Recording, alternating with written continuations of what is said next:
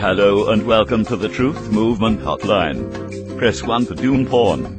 Press 2 for disinformation. Press 3 to suck Satan's cock by monetizing your YouTube videos. Press 4 for direct contact with an agent of the Matrix. Press 5 for alternative media to restrict the cure for cancer. Press 6 to free yourself from the system by writing a letter to the Queen of England. Press 7 to hold an official organized protest. Or press 8 to blame someone other than your own stupid self for the mess this planet is in. Alternatively, tune into Darkcity Radio at darkcityradio.co.uk or voice your opinions live on air by calling 0161 298 0298 if you live in the UK, or if you are calling from outside the UK, the number is +44 161 298 0298 or Skype us at Bob's Backyard. This call has been recorded for trading purposes. We have also tracked your IP address, and we have dispatched 2 agents of the Matrix. They will be with you shortly. Thank you for your cooperation. Have a nice day.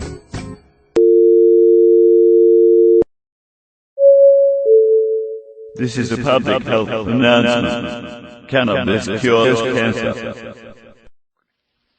I don't have to tell you things are bad. Everybody knows things are bad. It's a depression. Everybody's out of work or scared of losing their job. Banks are going bust. We know the air is unfit to breathe and our food is unfit to eat. We know things are bad, worse than bad. They're crazy.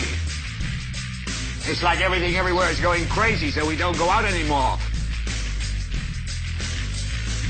We sit in the house, and slowly the world we're living in is getting smaller. All we say is, please, at least leave us alone in our living room. Let me have my toaster and my TV and my steel-belted radios, and I won't say anything. Just leave us alone.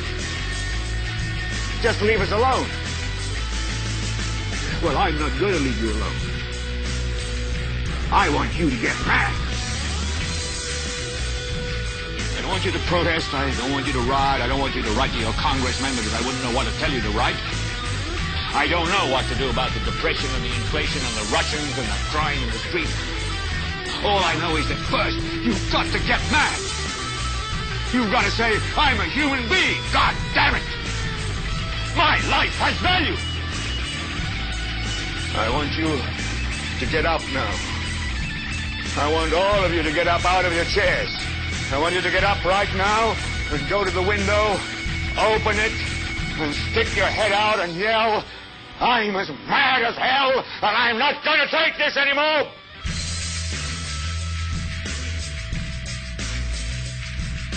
I'm as mad as hell, and I'm not going to take this anymore!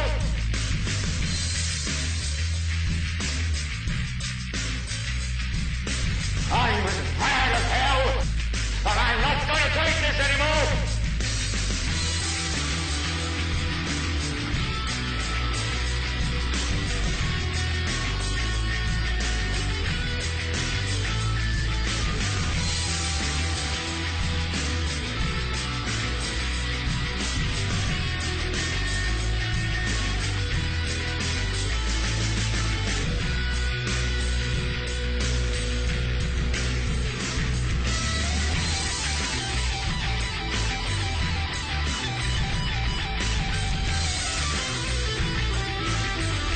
I want you to get up now.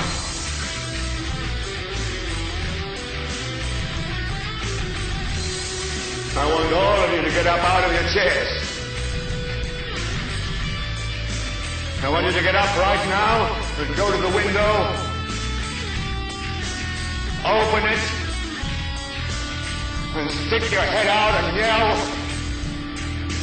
I'm as mad as hell, and I'm not going to take this anymore!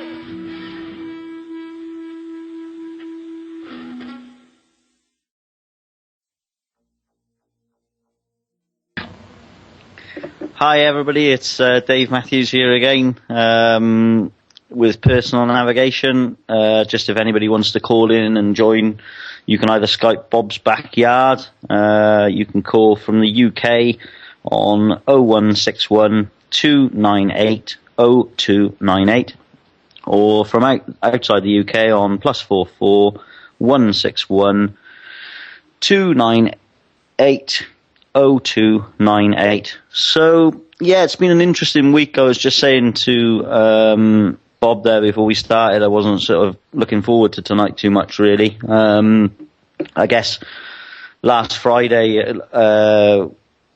just tell you what happened in court there with Matthew. He was due in court for another probation breach. So we turned up in court. He stood there. The clerk sort of asked him his name and his date of birth, and he said, "I'm Matt. I'm here to deal with this matter."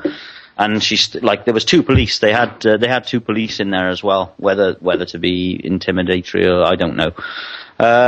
So he sort of stuck to his guns. "I'm Matt. I'm here to deal with this matter." And the clerk sort of come unglued and started banging her chest and sort of turned around and she said, "Right," she said, if you don't tell us that you are Matthew Craig Nicholas and your date of birth, we're going to proceed in your absence," which is crazy because he was stood there. And the police are witnesses. So I tap the police on the shoulder and say, "Listen, you're witnesses. He stood in the courtroom," and they're doing their thing where they're just sort of ignorant to the law.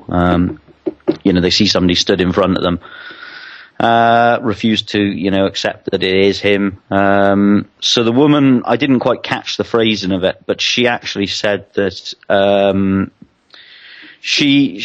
she said, "If you go and stand at the back of the court, we will proceed as if you weren't here." And unfortunately, Matthew, I didn't cop it quickly enough, and Matthew just turned and came to the back of the court and sat down. And they literally just started proceeding. They literally started having a hearing while we were sat in the room as if he wasn't even there. So I sort of thought on my feet, and I said to the police, "Is he free to go?" And they sort of nodded. But at this stage, I'm pretty angry. So I got Matthew out of the courtroom, out of the court building, and away into his car, and then I sort of went into the courtroom and sort of got the police to come outside and speak to me, and I sort of said, "Look, you've just witnessed him in the courtroom. You've just witnessed the fact that he did turn up, he did go into the courtroom, and they refused to accept who he was." So they were kind of using the argument, "Well, we can't confirm who he was. We don't know his identity," and that type of thing. And I said, "Well, you know who you witnessed in there." I said, "You know what his face looks like. He's on the CCTV camera. That should be enough," I said, "for you to identify him, should they say." So we ended up, anyway, we came away from the court, and I sort of got pretty wound up about it, and I was, tamping mad, if honest, and I went sort of back down to the police station then, and asked this sergeant if I could sort of have a chat with her for a bit, and I ended up coming out of there about 2 hours later, having actually got through to her. I did have one, she had a guy in there who was off duty in his civilian clothes, and he was sort of trying to tell me what royal assent was and trying to tell me a few different things and stuff. So I started pulling him on what he was saying and sort of getting a bit of clarification off him, and at that point he couldn't go any further. So it's clear he didn't really know what he was talking about. And he started off by being sort of ignorant and belligerent and, the usual way they are. And even I took a book on administrative law in with me and showed him clearly where it states that the Crown only have legal powers in the capacity of employer. So I showed it him in black and white, written by two law professors, and he sort of said, "Oh no, I think that's wrong," And so I sort of laughed at the guy and said, "I can understand why you wouldn't, I can understand your point." I said, "It's a really good point that you're making, that a book written by two law professors from Oxford, that you would know more than those." I said, "That's a valid point, And from that point, he actually turned around and kind of changed his attitude a lot. Came out of there, and I spoke to, I don't know if any of the people listening remember Russ from last week. I was speaking to Russ later on, and he came up with a classic, which I just can't believe I didn't think of it. But that's why it's good if we get together and chat about successes, failures, and all different aspects of dealing with these idiots. And he said they made a legal determination that Matt wasn't the man they were looking for.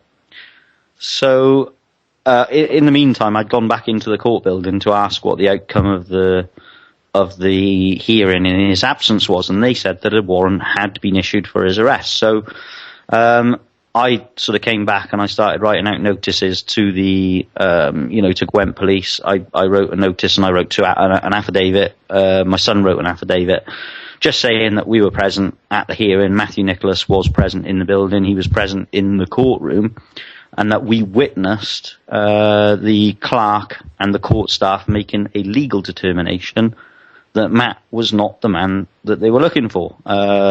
So basically, we've put a notice on Gwent Police saying that if they arrest him, it's a false arrest because the warrant's been issued falsely, because they've already decided that Matt is not the man that they're looking for, and the police were witnesses to that as well.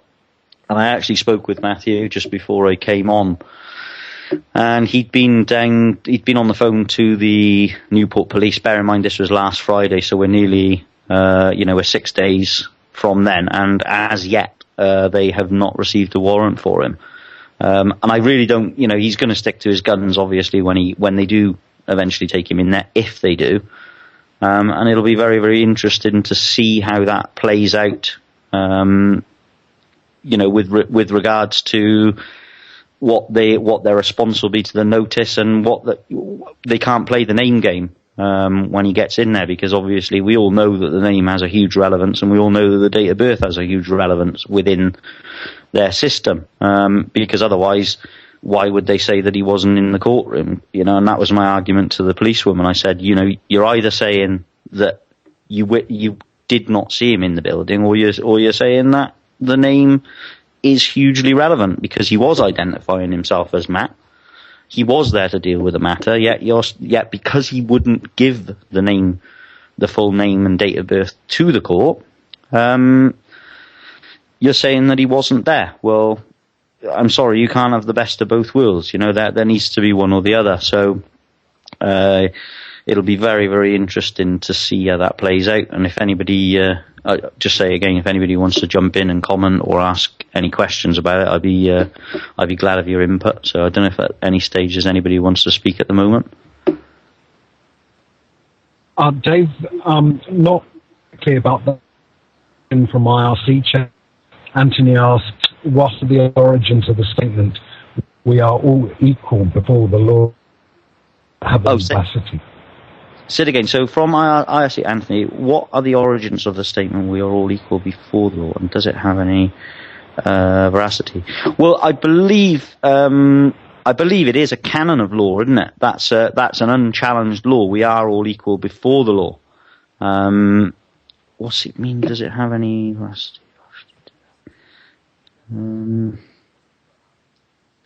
It does. Yeah, it does. Probably the best way I could explain that.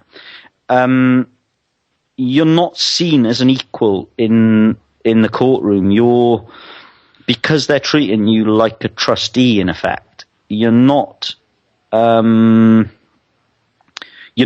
as equal. You're seen as a lesser. Because of the capitis diminutiae. They are. What's the best way? How could I explain this? Yeah, they are diminishing your capacity. They're diminishing your rights and capacity. Therefore, you're not equal before the court, unless you again, it comes right back round to the legal person. Who are you? What capacity are you there? What capacity are you there in? Are you there in the capacity of the person that they claim you're there, or are you going to state your authority over them? Are you going to say, no, I'm here in the capacity of a private individual or whatever? I think Bob wanted to come in there a sec. Yeah, I think we might have Anthony joining us as well, and I'm not too sure. He just asked if he wanted to speak, so I'll pass it over. I can come back to my point, man. That's no issue. Yeah, go on. Yeah, if you want to Anthony, are you there? Yeah, but I'm having difficulty getting me sound source there. Just give us a second to put some headphones in. Yeah, no worries, no worries. What I was going to get at, it's just popped right out of my head actually, but it'll come to me. I'll keep breathing. That's my advice. So yeah, mute your microphone for us as well if you can, Anthony. We can hear all you clunking and bumping at the moment. Yeah, thank you. So where was I now? You were mentioning about the court and the procedures and you know the person. As you know, Dave, I've looked myself at taking back this, you know, the legal person or personage. I don't know the right word for it. Yeah. And one thing I keep looking at is, well, it keeps coming back to me. A long while ago, I went to Oldham Court over a speeding ticket from one of these automated cameras. Yeah. And I'd actually been undertaken up at the lights. Anyway, I looked into the law and stuff, and they were, sure enough, they're illegal machines, you know, they shouldn't have been there, there hasn't been accidents, there needs to be this. And I put in all the paperwork, you know, I want this, I want that, I want the other. Before I can tell you, I want the evidence and so forth, you know. Yeah. And they completely ignored it. And the first thing I heard from the police, and the courts, for that matter, at Oldham, was I got a bailiff's letter because I haven't paid my fine. So I got onto the courts, I went to court to get it annulled, to get it to start again because they hadn't followed their the procedure. Yeah. Now, when I went in, they kept saying to me, Mr. Ed, and I kept saying, it's not Mr. It's not Mr. It's not Mr. And they kept insisting I was me. And they would thought I was trying to go down the Freeman route there. It was very, very obvious. You know, the court thought I was trying to go for this Paul of the family of Hayden routine, you see. Yeah. And they went on. And eventually, just before I went into the court, the usher, she said to me, right, well, in the court, we refer to people as Mr. or Mrs. And that's how we'll have to refer to you in the court. And I said to them, but isn't it important that we tell the truth in court? And she said, oh, yes. I said, well, my title is Reverend. But I've dropped, I don't use my title. Now, what was weird is, right, when I went into the court, they asked me to take the doc. I said, I'm all right here, thank you very much. I didn't step Sorry, it's brilliant. I love that. Go on. Well, I didn't really realise it, Dave. I ad-libbed me. Do you know what I mean? I've got to admit, I don't really do the research. I just, it's what comes to me in the moment. And, you know, it either gets you a slap in the face or it gets you a laugh. Do you know, it's like, it's a bit haphazard, I must admit. I would suggest people did a lot more research than I do. Yeah. So anyway, I've gone into the court. They said, at first, the usher said, take the doc. And immediately I said, that's a request, isn't it? And she nodded her head and averted her eyes to the floor. That was the first thing I know him. Then when I go to the dock, and they say, take the dock, and the second I've stood there, they call me they call me, and I go to and I approach the side of the dock, and I stand there. I don't actually step up onto the little platform. I don't stand behind it, and she looked at me, the usher, and as she looked at me, I just looked across back at her, and her eyes went down again. Yeah. And anyway, there's 3 magistrates. The day before, where I've been thrown out of the court, there was actually a judge, a circuit judge there. That was really funny, but that's another story. So they said to me about this blah blah blah, the truth and blah blah blah blah blah blah. And I brought my hands together up in the praying position, and I looked straight at them, and I said, I always tell the truth. Because I am an instrument of God. And all their eyes went down, Dave. Yeah. All their eyes went down, I knew distinctly, and they signed a piece of paper and handed it over and said, just hand that to the police. If you get pulled over, Mr. Hayden, there won't be a problem. Yeah. Now, it's not until later when I actually found out that the authority of the so-called court, which is obviously a church, because, I mean, you've got to swear on a religion when you go in, so that the authority of the court, it comes from the Crown. I'm not sure if this is right, Dave. This is what I know I'm a bit long-winded, but the authority of the court, they get that from the Crown. From the Crown. And the Crown's authority comes from the Church. And the Church's authority comes from God. Now, I don't know if I'm actually right on that, but when I went in and actually declared myself as higher authority than their authority, they immediately seemed to have no authority and wanted me out of there as quickly as possible. There was no charges ever brought against me. The case was completely dropped because the police hadn't followed their procedure. There's a few things. Firstly, in not agreeing to be a mister, that's the first.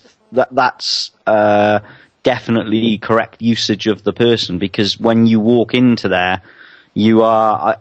Lee would have to probably clarify or just look this up quickly. From memory, I believe that a mister is like the capacity of a slave or a beggar. Or even a lunatic, it may even be. So you're sort of, if you answer to Mister, you therefore you give their presumption, or you make their assumptions and presumptions about what capacity you're there in as correct, because they are only referring to you as Mister. That's who they're interested in. They're interested in Mr. Officer, Mr. whoever holds office.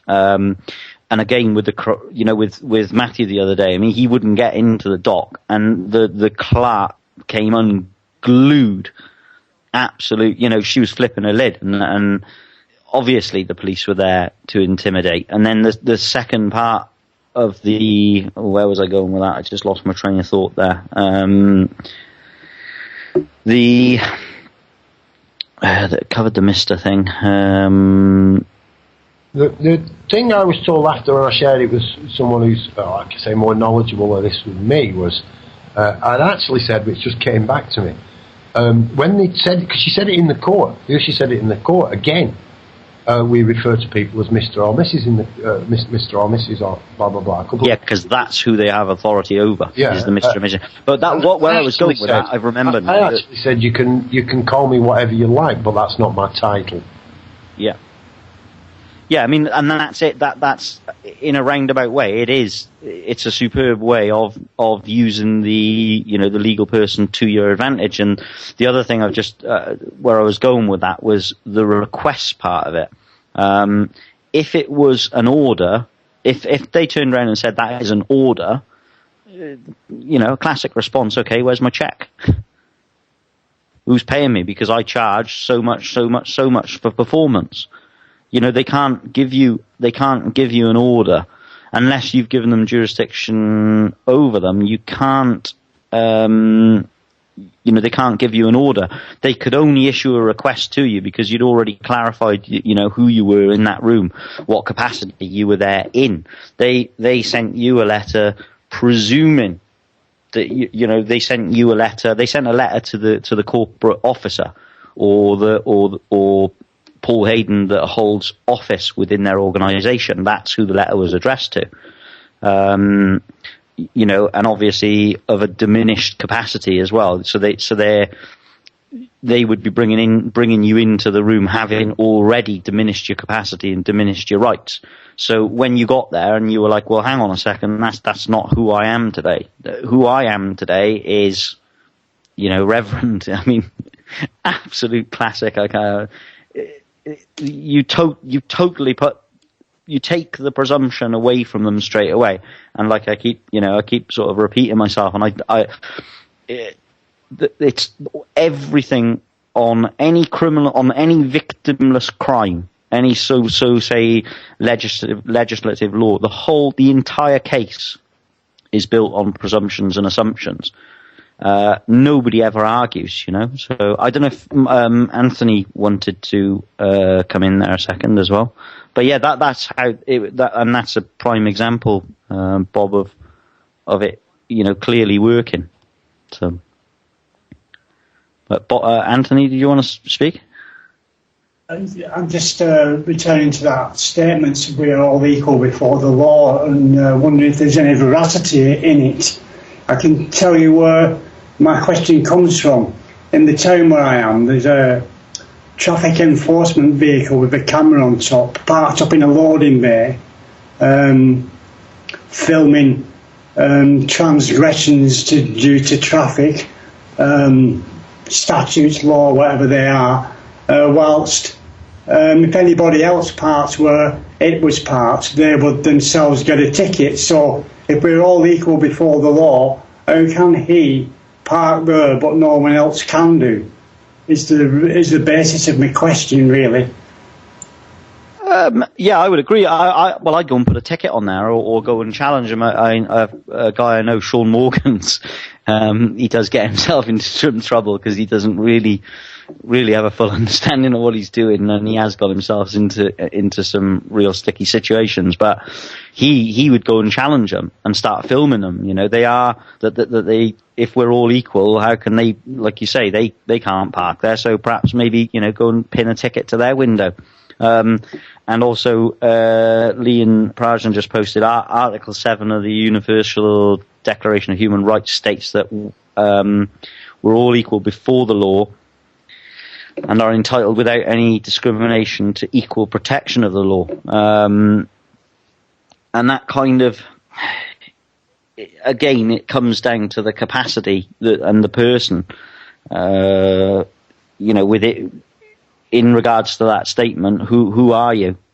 What are you there as? You know, are you just standing there waving presumptions and assumptions, or are you going to question these people, tell them who you are, tell them who you're there as, what capacity you're there as, and, you know, blow their presumptions and assumptions out of the water.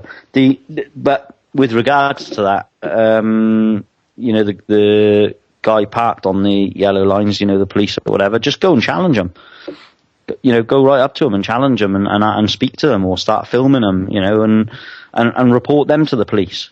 I know it sounds crazy, but it makes no sense that they can just park wherever they want just for the purposes of extracting money out of us on a regular basis. It's crazy. So yeah, definitely go up and give them some hassle. So I don't know if anybody wanted to jump in there. I've just been telling your story, Matthew, from last week. Very interesting turn of events in the court. So I don't know if you want to speak. No. Yeah. Anthony, please do respond. Sorry. Can you hear me now? Yeah, go on. You're pushing all sorts of buttons. Yeah, it was interesting. Hang on. I think Anthony was going to respond first. That's all. Go on. Anthony?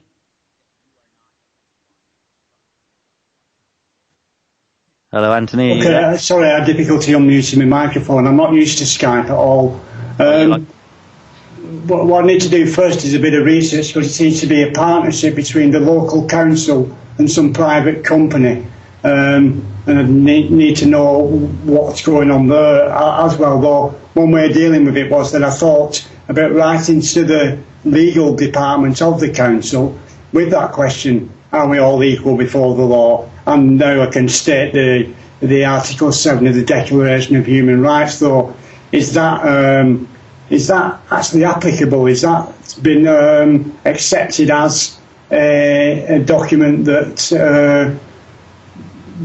is utilisable? And anyway, asking the council, are we all, the council's legal department, are we all equal before the law? And then when getting the response, then asking them then how have they got the right to do what another member of the equal community cannot do. Yeah, I mean, Bob wanted to respond there as well to you, Anthony, in what you were saying there. So yeah, if I can, again, Anthony, I'm not studied in these things, but as far as I know, a constable, a police constable, a signed constable, or maybe an officer of the Crown, when they're on their duties, they're exempt from the restrictions of parking. You know, when they're on the duties. Of course, there's been a couple of cases where policemen have stopped and gone in for a newspaper at the paper shop and these kinds of things. Okay?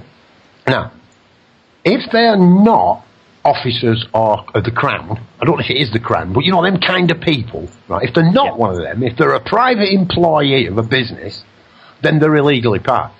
There should be no, that's I think is the distinction. But here's the cop-out, I reckon. I don't know, I reckon. I'm pretty sure, and Dave might be able to tell us this, that if evidence is gathered illegally, then it's you can't use it in court. Yeah, that's correct. Right, well, they're illegally parked. Any evidence they get is no longer admissible in court. That's what I saw. But obviously, they won't admit that. They're not going to turn up in court and say, we broke the law in this evidence. But what you could do is if you record the dates that vehicle was parked there illegally, as Dave said, with a camera or, with your own equipment, and then give it to the court, and they don't act upon it, then I think the court is acting unlawfully as well. So you can have a real bit of fun with it. You really could. See if your local paper will cover it. We had one here where they didn't get when they were doing roadworks, they brought down the speed limit for the M60 extension, and they didn't apply for the dropping of the speed limit. And then they put cameras on and they did everybody, and then people found out and they had to pay everybody the speeding fines back and get the 3 points off the licence, and that was I saw that. Underline. So it can be done, but again, you need to get the word out there to the people who are getting prosecuted by these cameras. Bob, I just say on that as well before I forget that. Also, all those people that were fined and had to have their money returned back, surely that therefore admits that they made a false claim, and that sounds like a civil claim for stress and harm to me. Yeah, and £44.22 for every phone call. Exactly. That's the thing. Like, I was going to ask, and that's a good point you make, Bob, as well. I was going to ask, and is it Anthony or Anthony? Anything you want. All right. Yeah, I was going to ask who is it that is parked on the lines? Is it a police or is it a private firm that are doing it? It's a private firm that looks to be working in conjunction with the local council, because that's the local council's logo on it, but it also has the logo of a private firm on the vehicle as well. They have no business being there. They have no business being there. Okay. No, they definitely don't. Film them, hassle them, do whatever you can. Just get on their case. Definitely, they have no business being there. Okay, excellent. Thanks for the input. I'm not really too worried about saving people parking fees. I will spread the information to anyone that tells me they've been. I do know someone that has had a ticket there, and I will tell him these details and tell him how to go about it himself. But I will still access the local council's legal department and tell them that I will be publicising that if they continue to do that. Yeah, absolutely. Put pressure on them.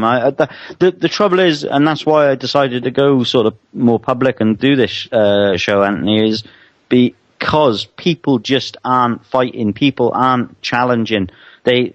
People are just so apathetic. They just keep letting things happen to them, and we've got to start fighting back. And unless we start fighting back, we agree by acquiescence with, silence is consent. Crazy. Absolutely crazy. But everybody keeps being silent. And, pretty soon we'll be taxed for breathing. So, it's good. Definitely. The more hassle you can give them, the better. If you need a bit of help constructing a letter to the legal department, that's absolutely fine. I'll help you do that. Just, I'm sure somebody can post my email address there to you. Or it's davesml@live.com. If you want to email me, and I'll just put a little letter together, maybe to write to the legal department of your local council. I'm more than happy to help anybody I can. I'm not saying I'm the answer to everything at all, but if I can help anybody out there, then I will. And I don't know if you want to respond to that, or if Bob or anybody else wants to say anything. Excellent, thanks, Dave. I'll bear that in mind, and if I need your assistance, I will get in touch with you. Thank you very much. Yeah, no problem. Thanks for your input. Hope you stay on and speak again in a bit. So, But yeah, so Matthew, I don't know if you want to come in, and I've been telling everybody what happened at the court last week, and I said that just before I went on air that you'd spoken to the Gwent police, and they said that as yet no warrant has been issued. So I don't know if you want to speak. Correct. Yeah. The lady I spoke to from Gwent Police almost a week ago, just after the court date, said that it only takes 1 working day. So if they had done it on the Friday, they would have received it on the Monday. Yet this has been, four working days now, and still no warrant is issued. So it is scary stuff. I mean, they said they issued a warrant, yet no warrant has been issued. So they tell me. Yeah, I don't know if it's worth maybe reading out your notice that you've got for the police, obviously without addresses or anything like that. But I don't know, have you got that to hand or not? I will. Just give me a sec, will you? I don't know if anybody's interested in hearing the notice, but it'd probably be a good thing to read out. And it's quite short and sweet. It's not. You want to try and keep these things. If you're serving notices on people or affidavits, like the affidavits is so short. The affidavits that have been done are very, very short and to the point. The more words you put, the more complicated it gets. You want to just get your point across. So, I've got a letter here as well, which I want to read out, which my 15-year-old son has written to Her Majesty's Customs and Excise, or Her Majesty's Revenue and Customs, rather. But yeah, have you got it to hand, Matt? Yeah, I'll read the notice of intended civil claim first. Yep. So this is to Gwent Police Force and all of the individual officers involved in my arrest, both in their official and personal capacities. This is a formal notice of intended civil claim against all officers involved in the arrest, detention, kidnap, unlawful confinement of myself, Matthew Craig Nicholas. This is also a notice of intended civil claim against Gwent Police Force, both jointly and severally. I have made you aware verbally and in writing that the arrest warrant is false for the following reasons. I attended Cumbrian Court personally on the 17th of May 2013. There is CCTV footage of me entering the court building and courtroom.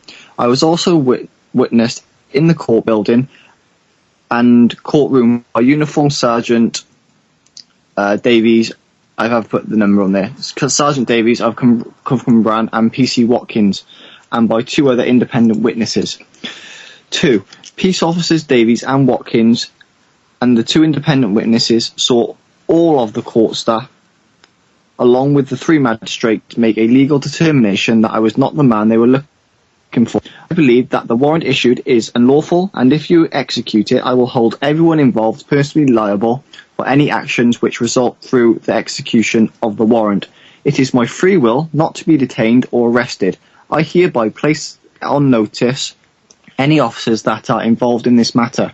If I am detained, arrested, unlawfully confined or kidnapped, I will charge £500 per hour and £5,000 for any court appearances. However, it should be noted that it is my free will not to participate.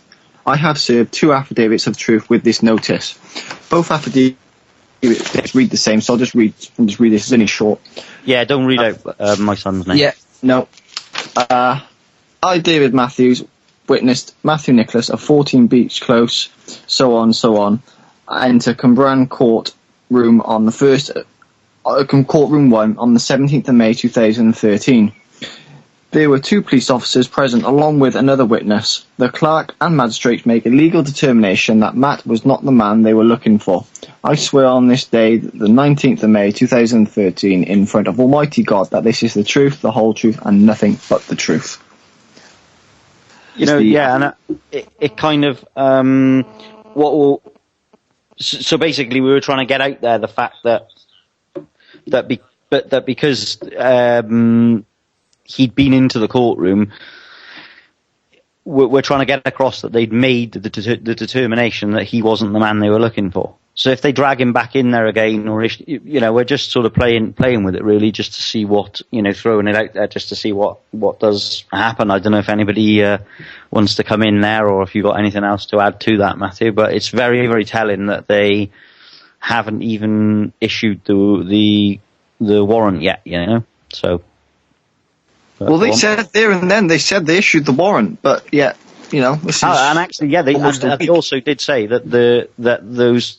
When I talked to the policeman afterwards, she said that if at that point when they had issued the warrant for the arrest, if we were still in the courtroom, she would have arrested you. And of course, I challenged her then. So I said, so you would have been happy enough with his identification to arrest him, but you weren't happy enough that he was.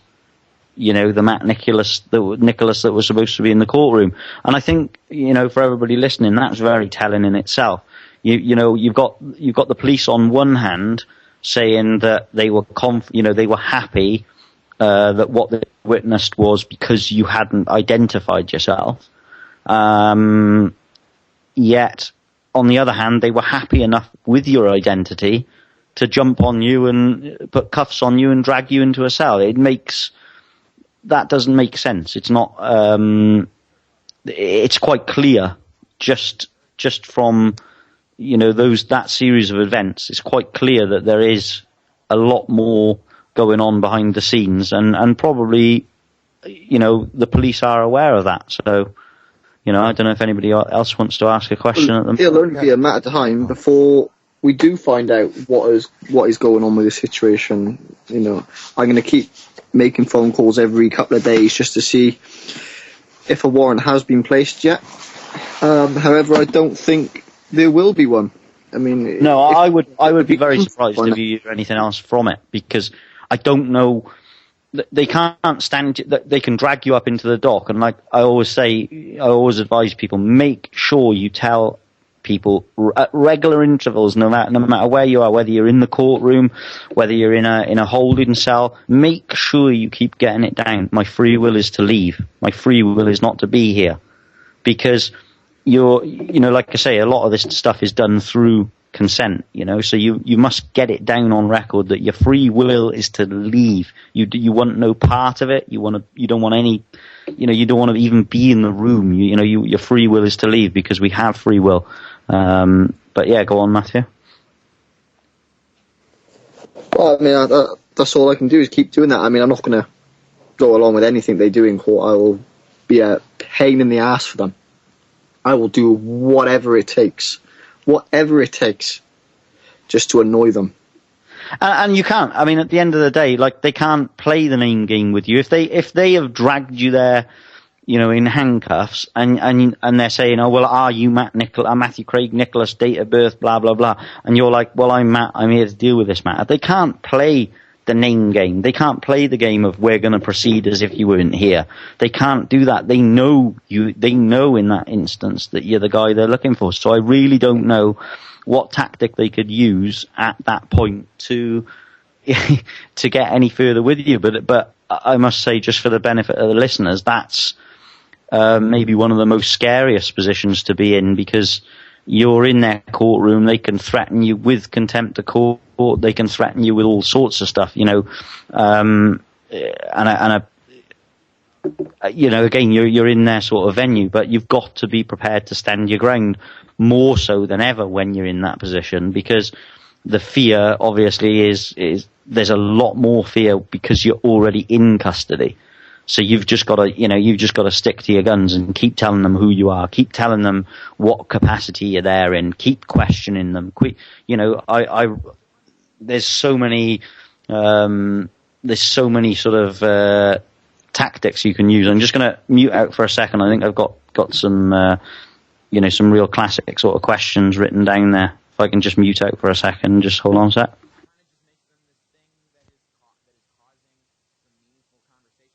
Yeah, just to add a thing that just to shed a little bit of light on what everyone's been saying is think about if anybody's ever in court for a robbery, a murder, or anything like that. There's no name needed. They just say to you, "Do you see the man that in this court today?"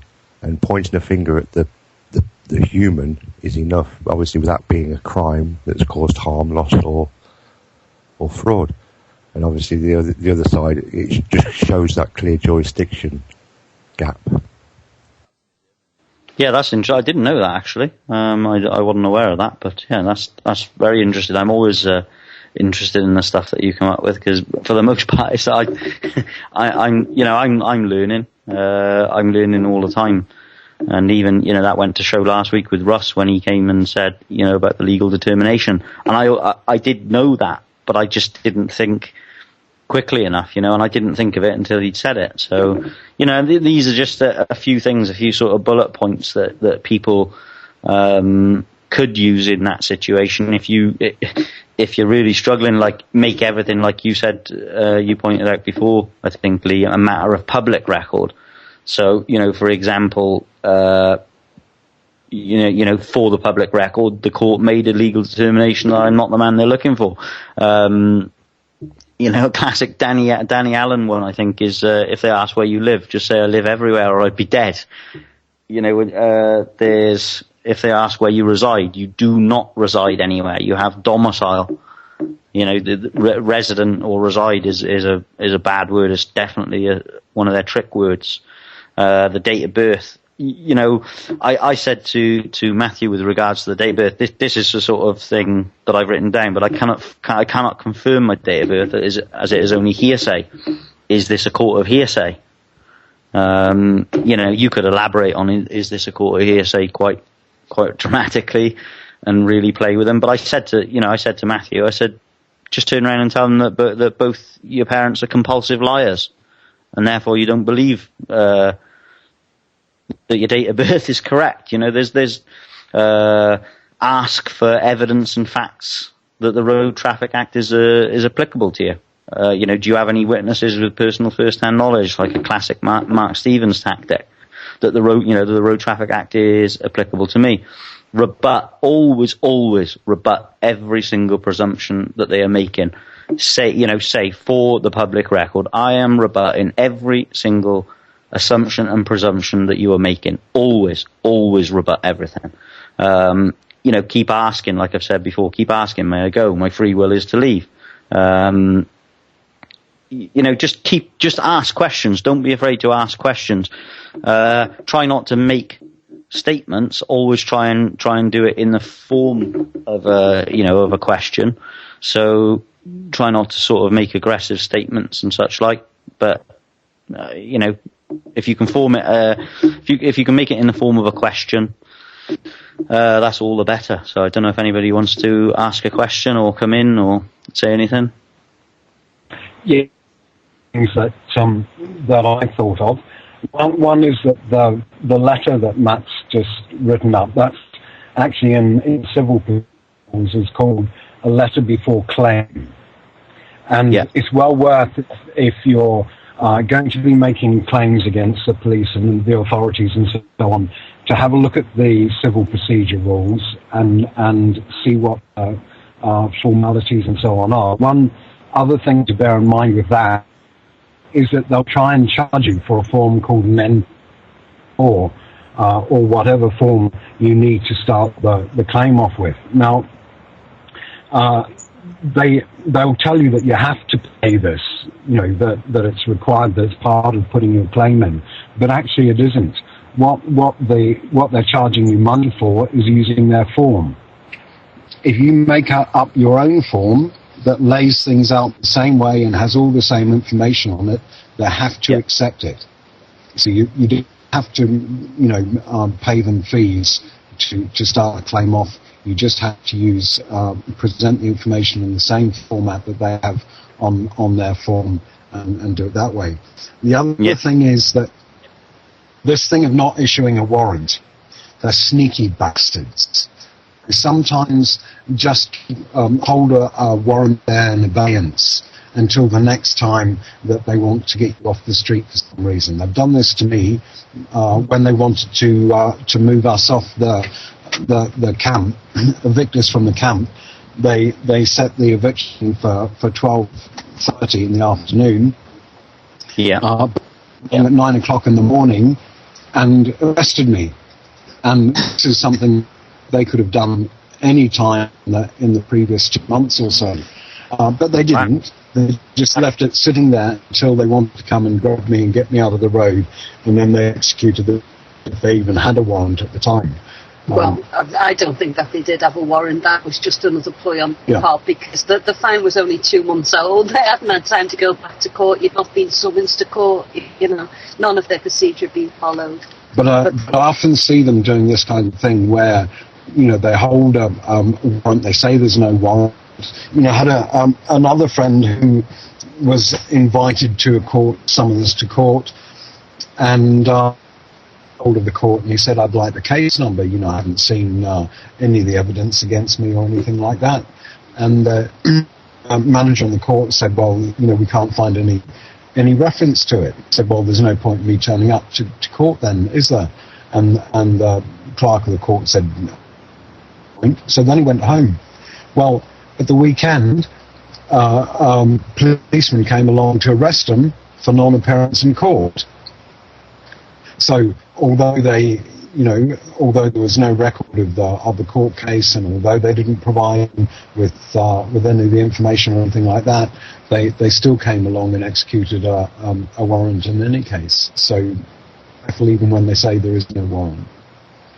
Yeah, I mean, and what Matt has done, he's actually got log numbers for when he has actually phoned in, which is probably a good thing that he has logged. You know, there are logs on the system, because, you know, that's what you should also, you know, everything, like I say, doing this radio show is a brilliant learning curve for me as well, because, you know, stories like you just said there, I've not come across that, and I'm fascinated by that as well. You know, that if you create as much evidence as you can, you know, and like I say, in the court proceedings, everything that happens in there, make it record, make it public record. You know, like I say, somebody sneezes, make it a matter of public record.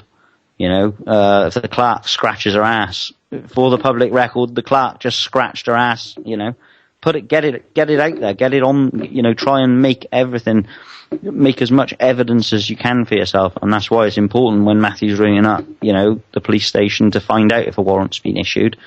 If the police are blatantly telling him no, and he's got a log number that confirms that, then obviously that would back up any sort of civil claim or recourse that he could have in the, you know, at a future stage. So, and again, also always question the validity of the warrant. Always ask who signed the warrant. You know, you need to know, you're entitled to know with whom you deal. That's a maxim of law. You are. And you are entitled to know, you know, these, what Prajna was saying there was that, you know, they're sneaky, and, you know, they are. I was gonna come in and say, what, are you really suggesting that they're sneaky? You know, it's absolute fact they're sneaky, and they're underhanded, and they're just flying monkeys for the most part. So, I don't know if anybody's got any more questions. I don't think how long have we got till the break there, Bob? How many minutes have we got? Till you break, 6 minutes. Well, you can start it now if you like. No, I just wondered if anybody else wanted to add anything there. Yeah, I've got something to add, just dead quick. Just a bit of a recommendation, like you're saying, it's all about grabbing the evidence. You see how the coppers do it. You see, they grab the CCT from everywhere, they use everything. If you do get arrested, obviously you take note of the time, you get it. Every process, you're being recorded from the moment you step into the police station on CCTV. Demand those tapes. Demand to find out if the car that you was transported in had audio recording on it. Grab that evidence as well. Grab everything. Request everything. You might need it, you might not. But you'll be kicking yourself if you do and you haven't got it. Yeah, that is a very, very good point. It really is, because, like you say, they are built every little thing. They'll twist things that you say to them. Every little thing that they do, that, you know, that you can possibly get evidence of, get it. You know, it's not. You're not going to do yourself down. You'll definitely help your case. You know, and especially in this is a really weird one with the warrant, because they did say that the warrant had been issued there and then, and I could see it taking 1 working day by way of the computer process. But it's amazing that we're on 4 working days, but day 6, day 7's tomorrow, and there's still no warrant. Is it a court warrant though? Yeah, it's a court warrant. A warrant. Well, a warrant for his arrest. That's all they said. A warrant has been. When I went in, the clerk just said a warrant has been issued for Matthew Nicholas's arrest. Just a weird one. That. Yeah, but what I was saying about that, grabbing the CCTV. A lot of the times, you might be able to get yourself off just because they didn't follow the correct process when they checked you in. If you've got video evidence of them saying the wrong thing at the wrong time, or saying something or doing something wrong in the wrong order, then they'll just drop the case straight away. Yeah, absolutely. Deficiency in the case, I suppose, yeah. Yeah, definitely. So I don't know if we go to a break now and then come back and hopefully have some more input. And I know Russ was hoping to come on, and if anybody else has got anything to add or any questions to ask, I want to read out my son's letter that he's written to Her Majesty's Revenue and Customs as well. That's quite an interesting one. I don't know what will happen with it, but it's good to see that he's being proactive. And so if we go to a break now then, Bob? Yeah, your mobile phone's updating, Dave, just so you know. Oh, right.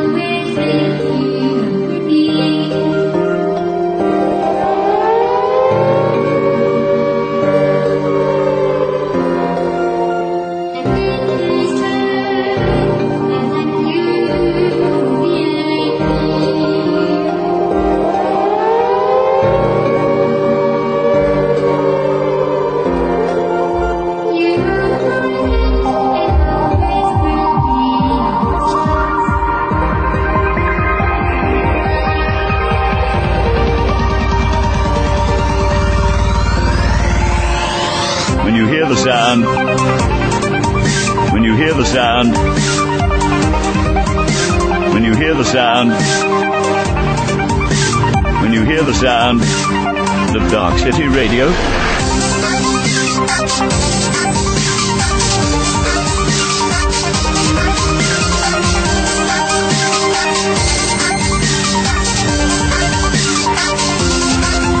when you hear the sound, when you hear the sound, when you hear the sound, when you hear the sound of Darkcity Radio, you know what to do. You and your family must take cover immediately. The initial flash from the explosion can burn the skin and cause blindness.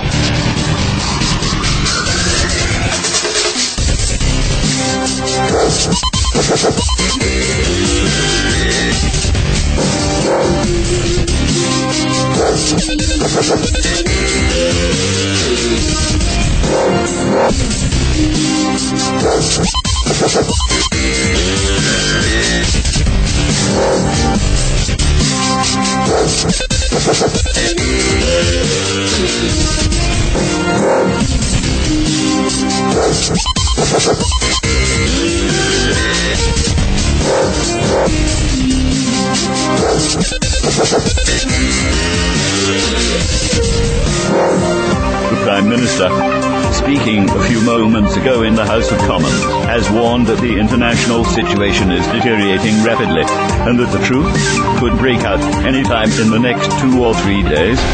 When you hear the sound of Darkcity Radio, you know what to do. You and your family must take cover immediately.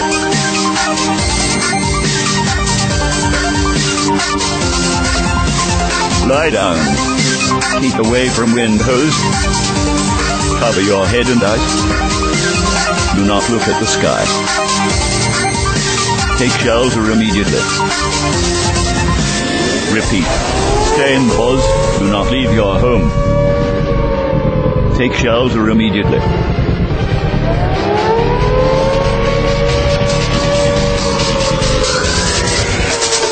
When you hear the sound,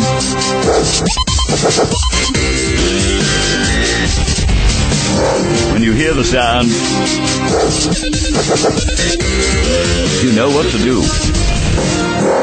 You and your family must take cover immediately. Duck and cover.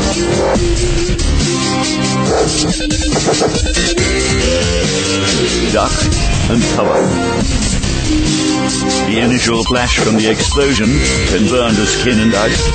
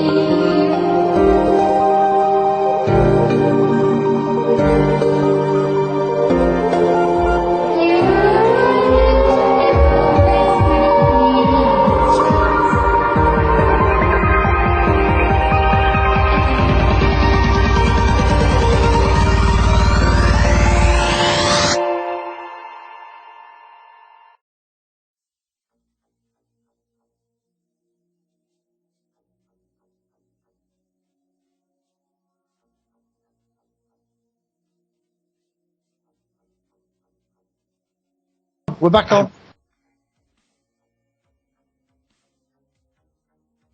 That's just come in. You can Skype in if you want to ask a question on Bob's Backyard.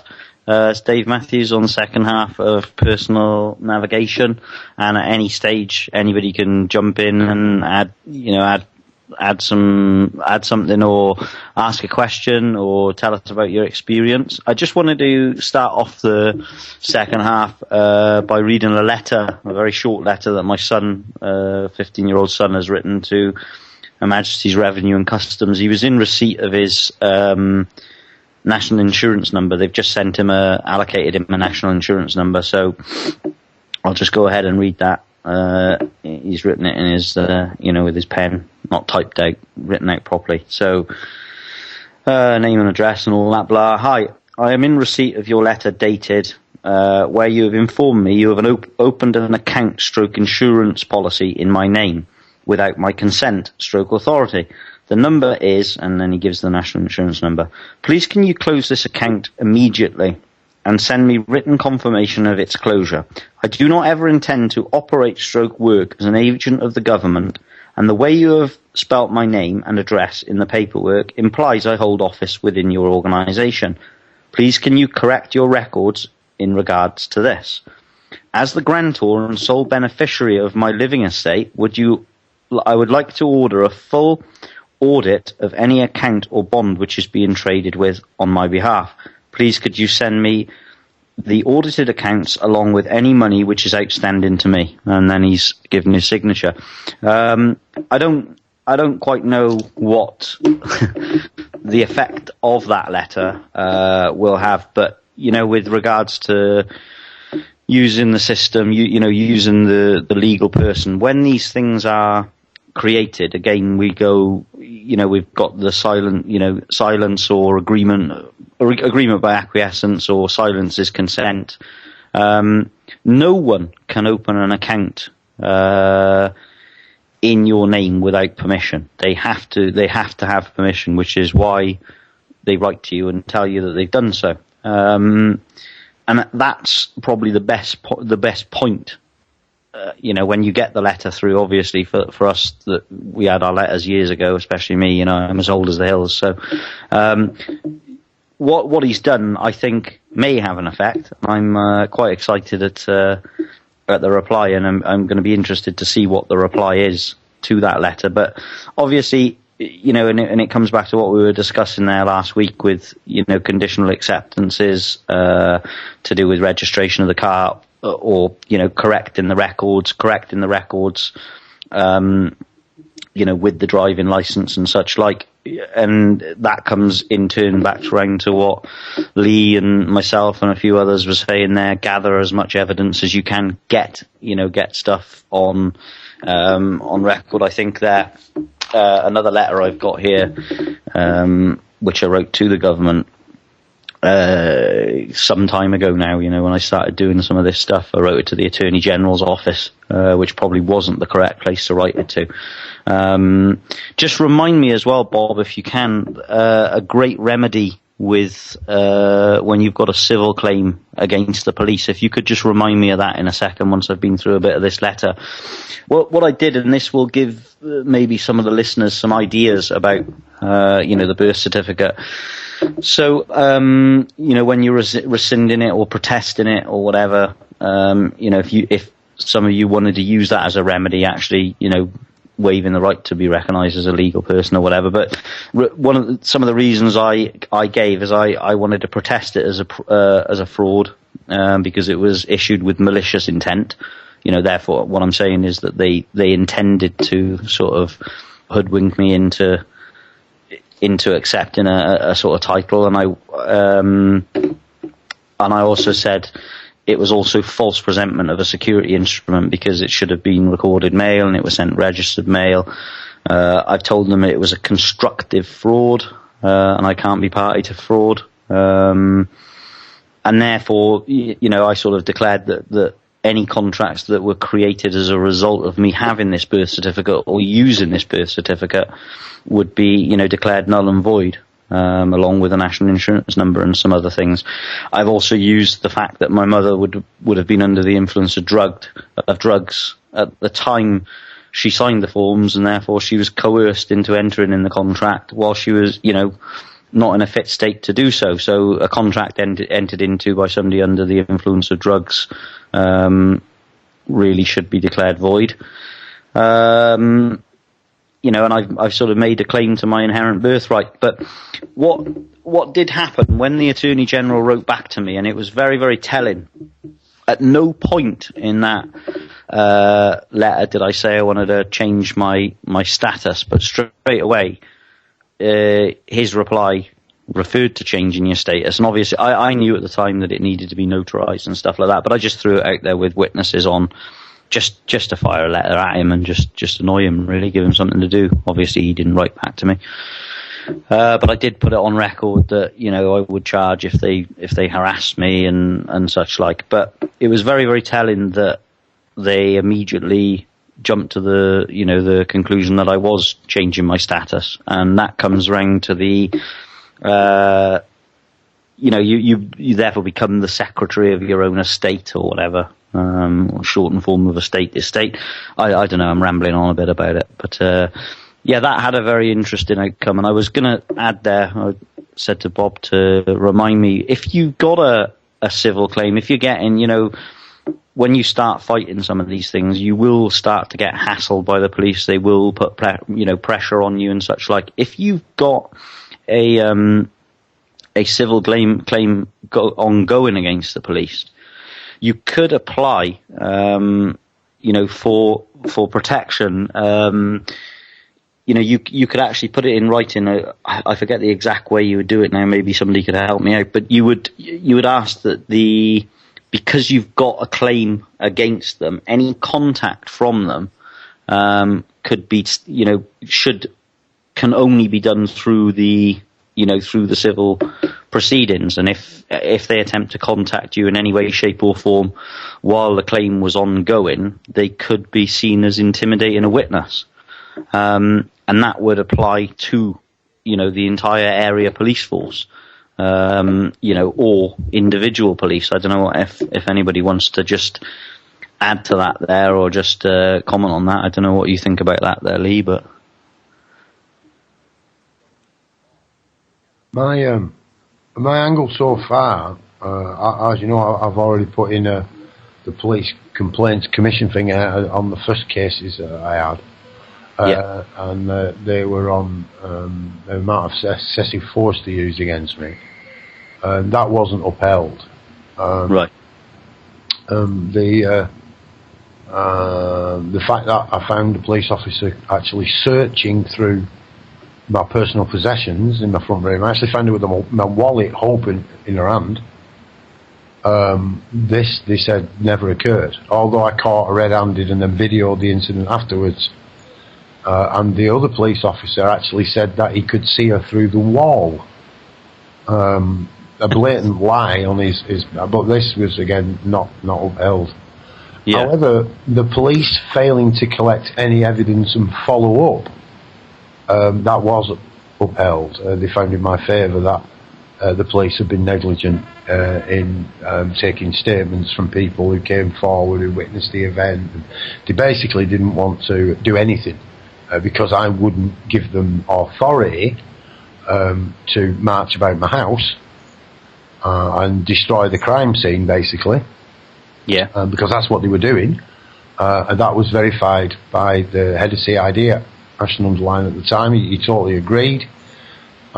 This was negated. They never mentioned about why the police were actively trying to destroy this crime scene.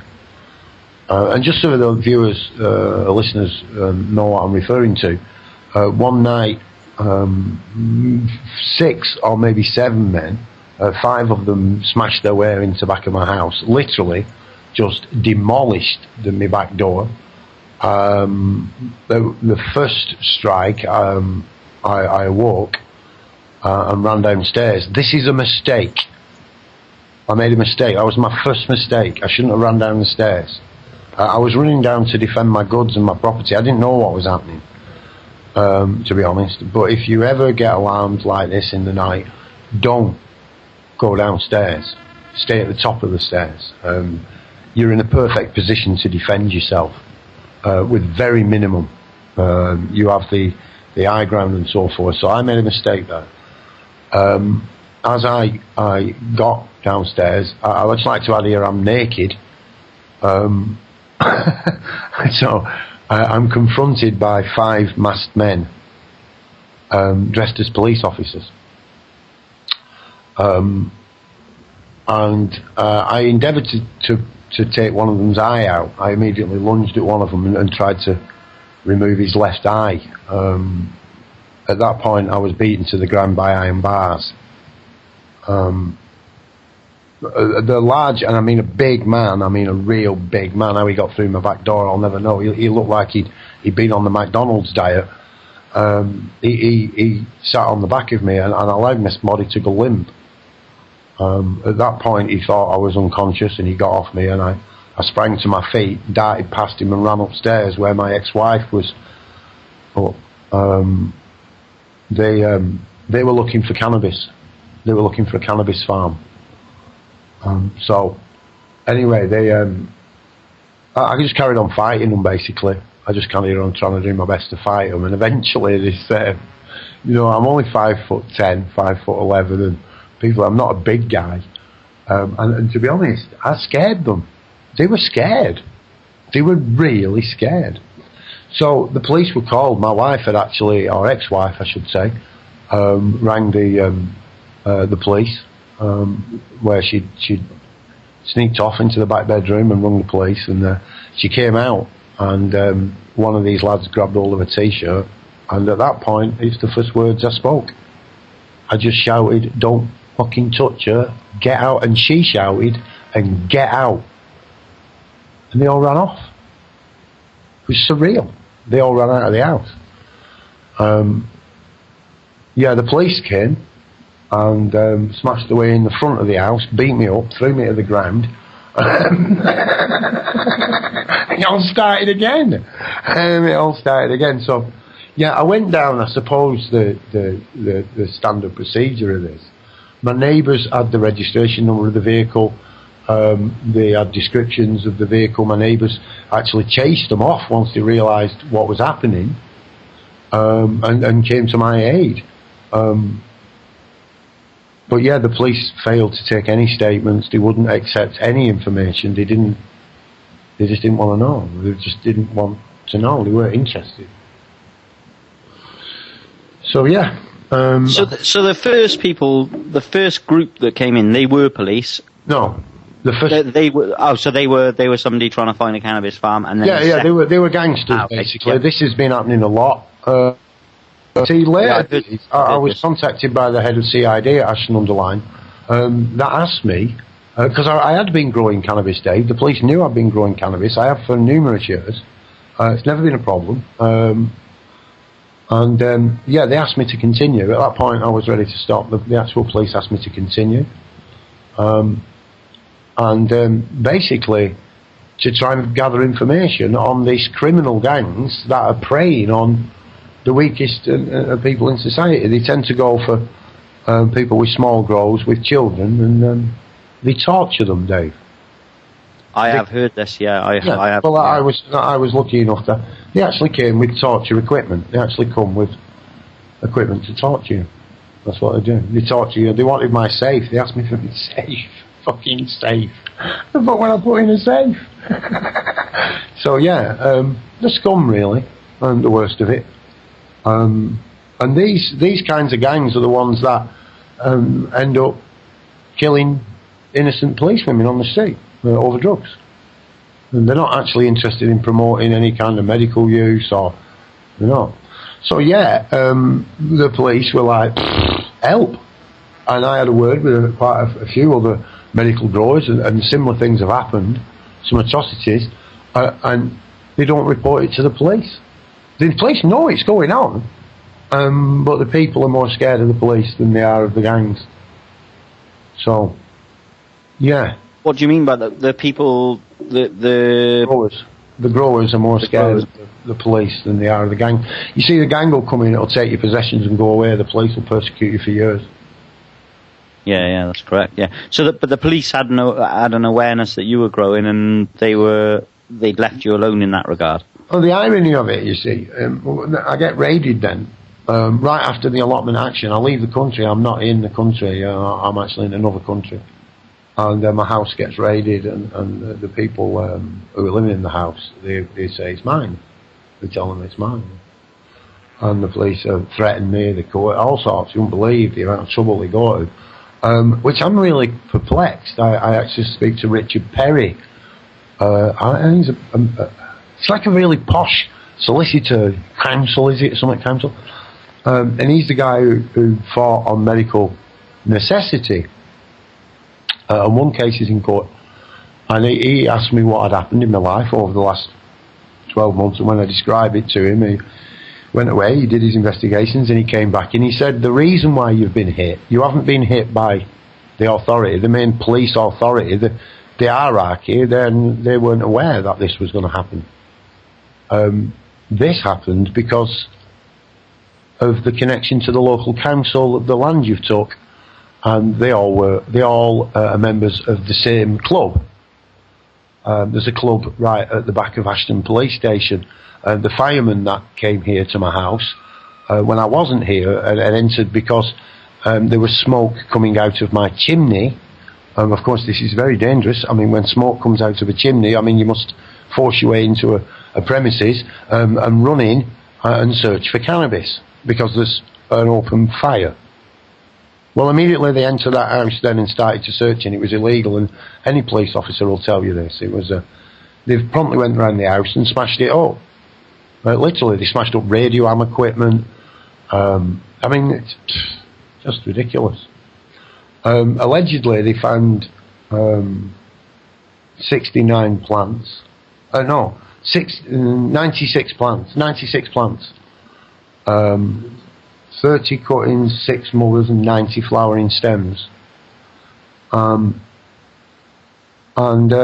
Yeah, this is one room. Just so people know, this is not multiple rooms. It's a small room. So yeah, that's the crack really. They smashed the house up. They went away. They smashed all the equipment up. They didn't take anything. Well, they did. They took the valuable items, but left all the other items. Anyway, eventually they started threatening my family.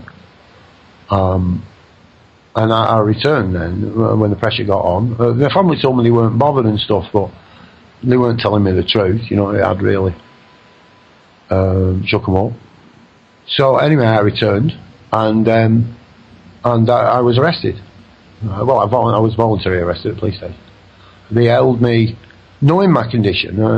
They actually put me in a cell with nothing at all, and they left me there for 7 hours. I think it was 7 hours, maybe a little longer. And then they brought me up for an interview with my solicitor, who promptly tore them apart. She didn't say a lot. She didn't say much. I then give. I was what do they call it? Interrogated. They asked me questions, which I responded to my name and date of birth allegedly, and the rest I responded no comment. 14 days later, I was contacted by the police. They're not going to bring in any charges. They weren't going to do anything. Well, of course, they're not going to do anything because their allegations were that I've been growing cannabis here for all this time, and they made all sorts of allegations. But of course, not 12 months earlier, the police had searched this house under Section 17 for armed gangsters who'd broken into the property. They searched the property for armed men. So how could I have possibly been doing this for this amount of time? If so, I would have been prosecuted for cannabis when the armed raid took place.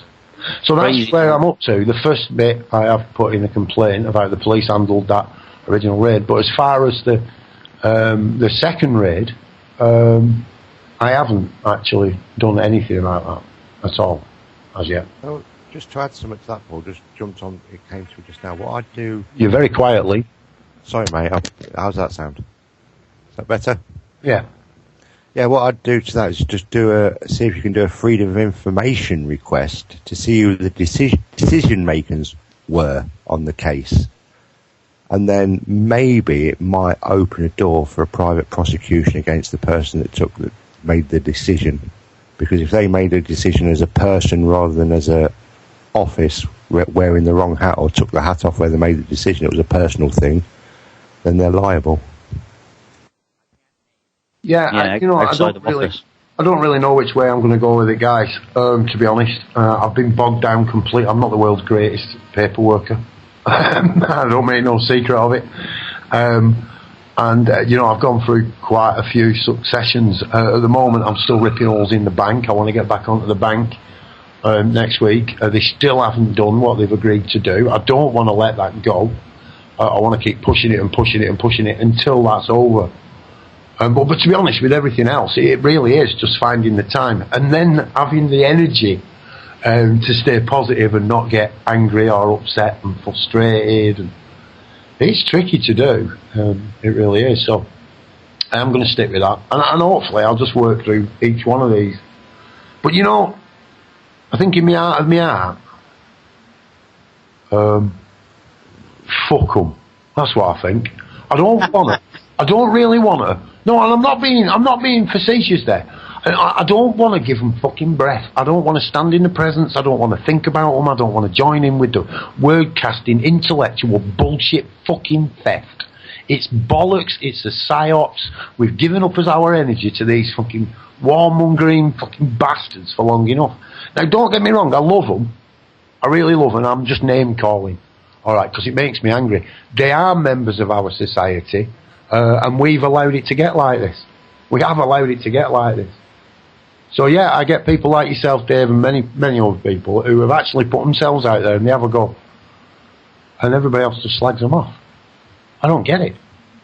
Yeah, the nitpicking is just unbelievable. It's like you're trying to help people to help themselves. People are so they're so ready to just take whatever's thrown at them. And you are right, they do. When you start these claims and when you're in the court system, like we haven't had since we've been playing about with it, we haven't had hardly a spare week where we haven't been in court for some reason or another.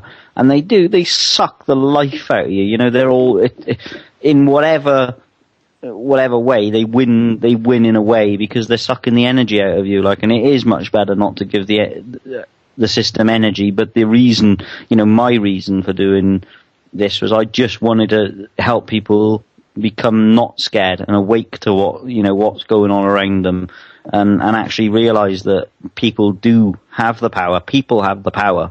The governments are supposed to be there to do the will of the people, and we've just let it.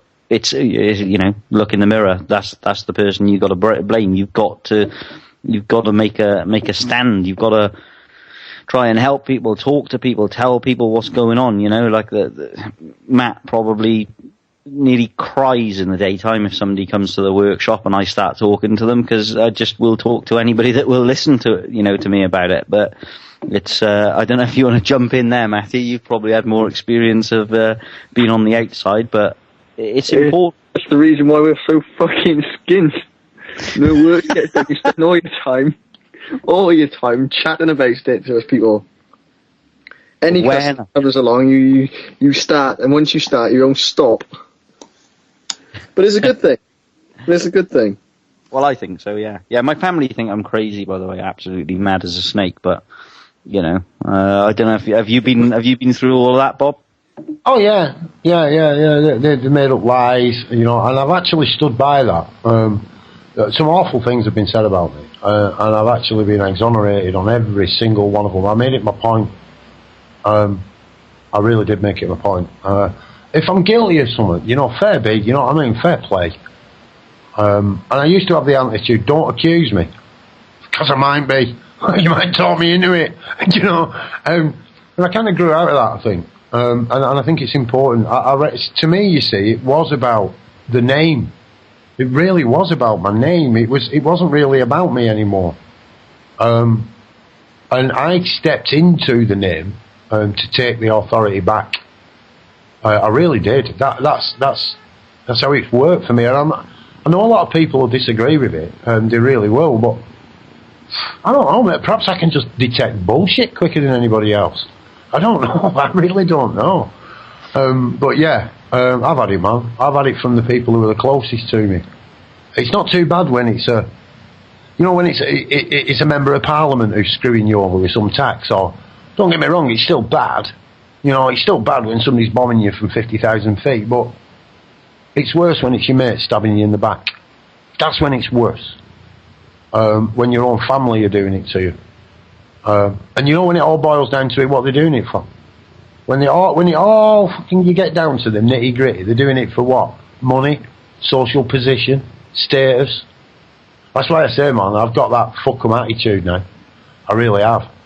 I think that one of the greatest tricks that they say that the sort of powers that be have developed is the way that we all sort of self-police, if you like, or if somebody breaks from the norm or thinks a little bit for themselves or thinks slightly differently to somebody else, then they're judged immediately by I've been judged by family members. I'm like they think I'm a troublemaker or whatever. No, I'm just about fairness, and I'm about justice, really, like fairness, justice, and truth. And I think we sort of we're in a system that sort of self-polices in a way, aren't we? So you're afraid. A lot of people are afraid to speak out against what's considered to be the normal, Well, yeah. I mean, when you consider Anon takes down more paedophile sites than any other organisation on earth, it's got to tell you somehow that their governments aren't doing it. They're not doing anything about it, And private individuals working together do something about it. What do we need to police? This is the internet. It's 21st century. People are still playing war and football and alcohol. It's just like, what? This is networking. It is. It's hemp. This is our generation. This is our world now. Not this old world of authority and bullshit, And I know people go, you fucking nuts, it isn't. But, me and my mate Stevie, we walk down, we don't see police. We don't see him, we turn up here. When Don was down here, we had to go and find him a couple of security guards, they just fucking, and I'm sure it's something to do with mindset. Like I said, you've mentioned, Dave, a few times about removing the fear.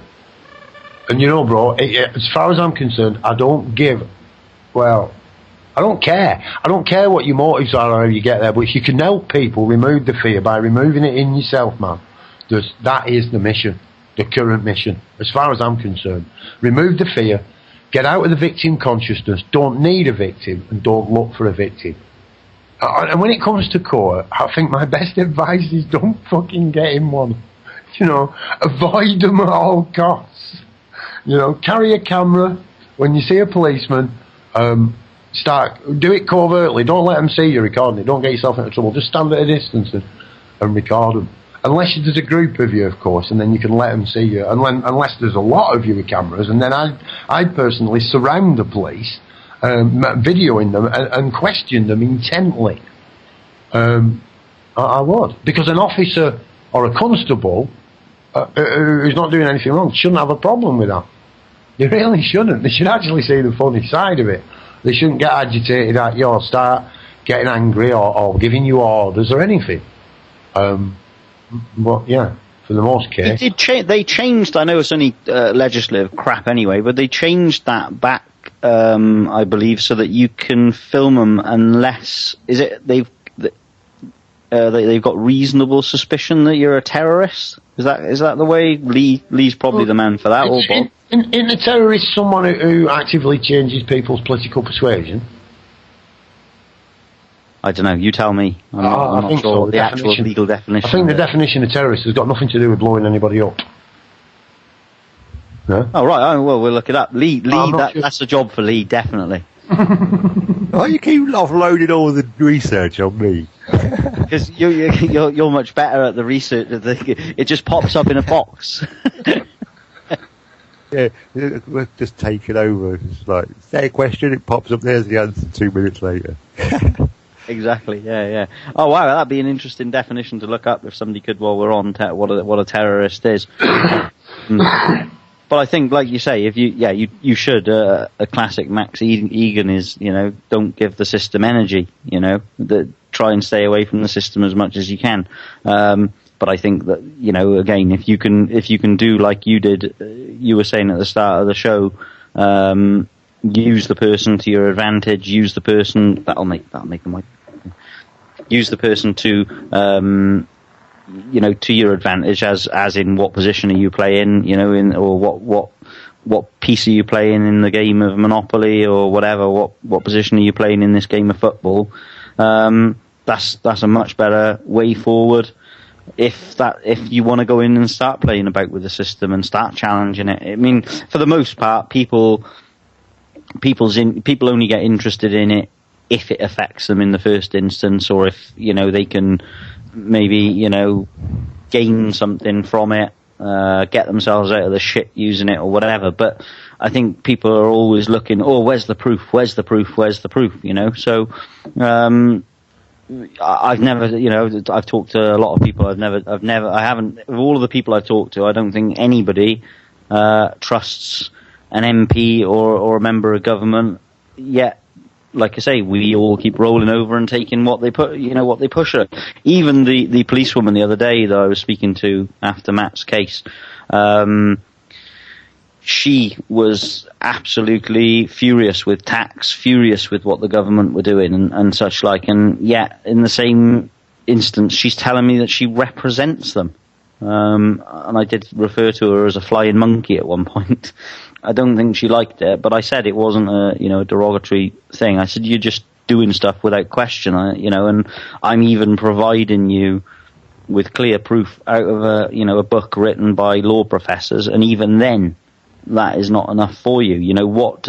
That's what we need, is once law enforcement start to realise, once you get the likes of PC Hargreaves from Hereford, who was shown a thing or two by Guy Taylor, then that's what it needs. It needs the police as well to realise that what they're doing is completely wrong. And I was trying to explain to them about the car and the licence stuff, and to be fair, they were the woman in particular, she was a uniform sergeant. She was taking it on board, but it was a little bit sort of tense to start off with until, I challenged this guy on what he was saying, this sort of young PC or whatever, and he was talking to me like as if he was Rumpole of the Bailey, and then you started to just sort of pull him apart a bit. But then from that point, it was amazing, the turnaround in their attitude, and they were actually ended up talking to me like one human being to another, or human, or whatever you want to call it. They were talking to me completely normal. Yeah, they want it equal then, don't they, Dave? I've noticed that, you know what I mean? They try and take the upper hand on you. They try and enforce themselves, enforce the will upon you. They enforce bullshit laws on you. And then they want to treat you as an equal. Yeah, absolutely. Cause they're like nothing's happened. Because, I mean, first of all, when we came out of the courtroom, I mean, they were, you know, the one guy was like, I mean, I'm 5 foot, you know, 5 foot nothing.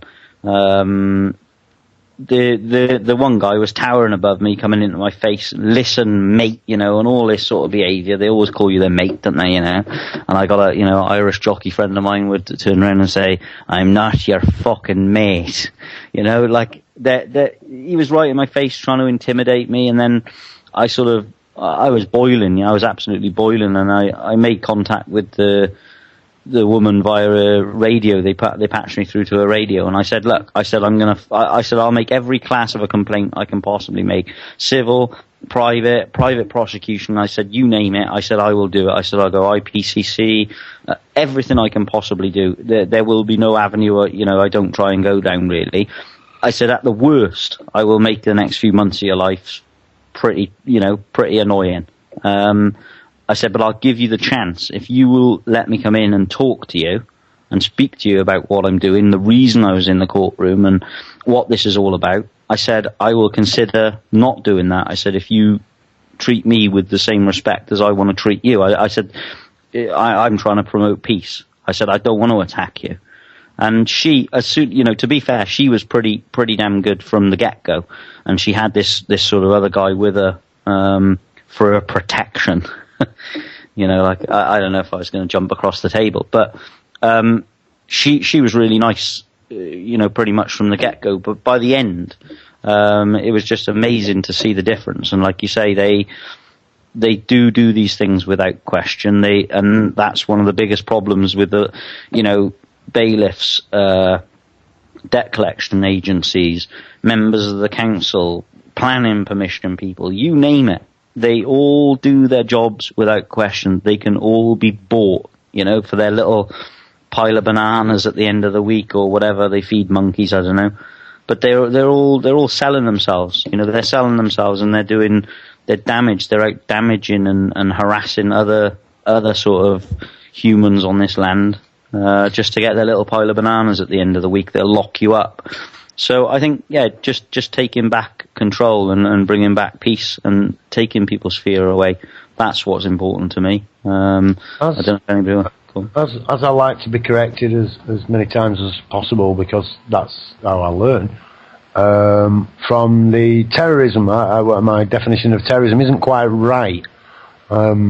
Terrorism are systematic and organised use of violence to intimidate, to force a government or community, or alternatively, the use of violence and intimidation in the pursuit of a political aim.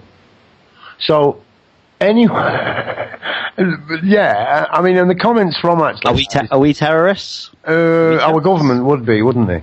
Our government, by that definition, yeah. Definitely would be, because they do use violence and intimidation. There's no doubt about that. I mean, the entire government's guilty of genocide. You know, only today, as was covered on the Pax Monday show earlier, man being hacked to death in the street, you know, with machetes, which that's a frequent occurrence over in Africa and places. You know, Pax has covered that on his show weeks ago, that they were arming these people with machetes.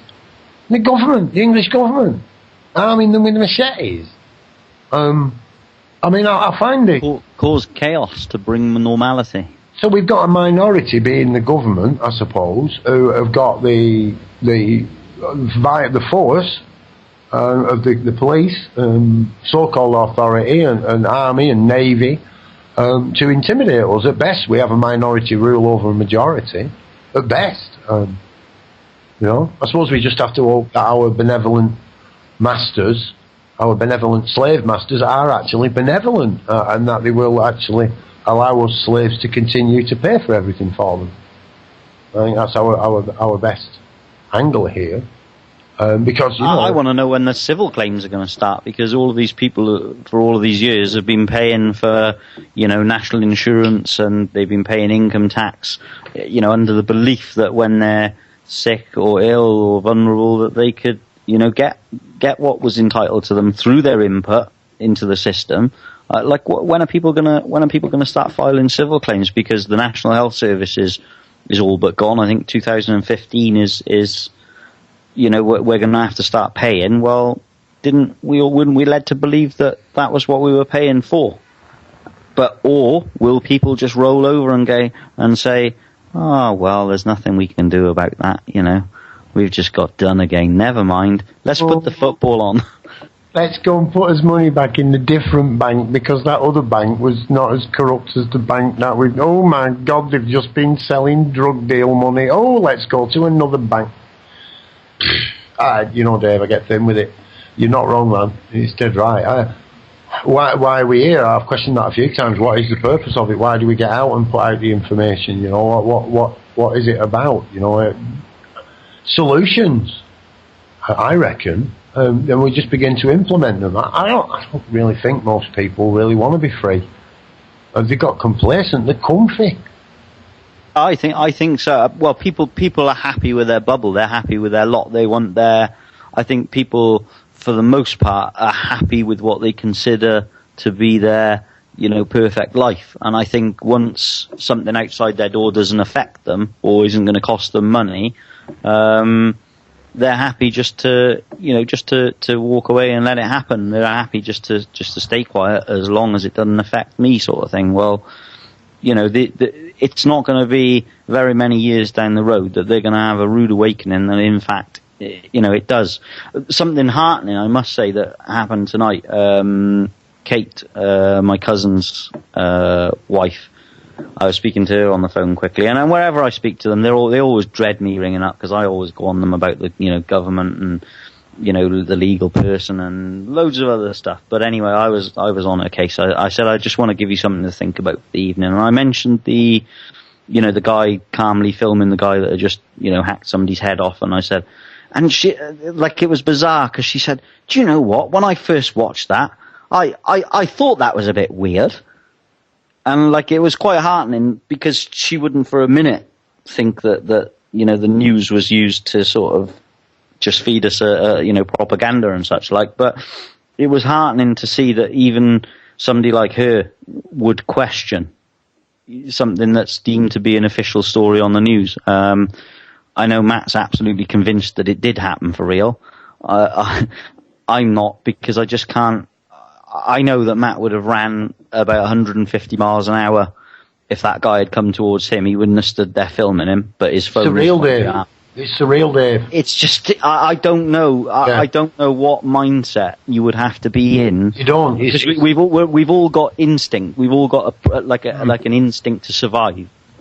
And I don't know what part of you wouldn't kick in. You would have to fight every single instinct in your body to stand there and film somebody covered in blood who's just hacked somebody's head off that's walking towards you. It makes no sense. And I think the conspiracy theory, or whatever you want to call it, I kind of stayed away.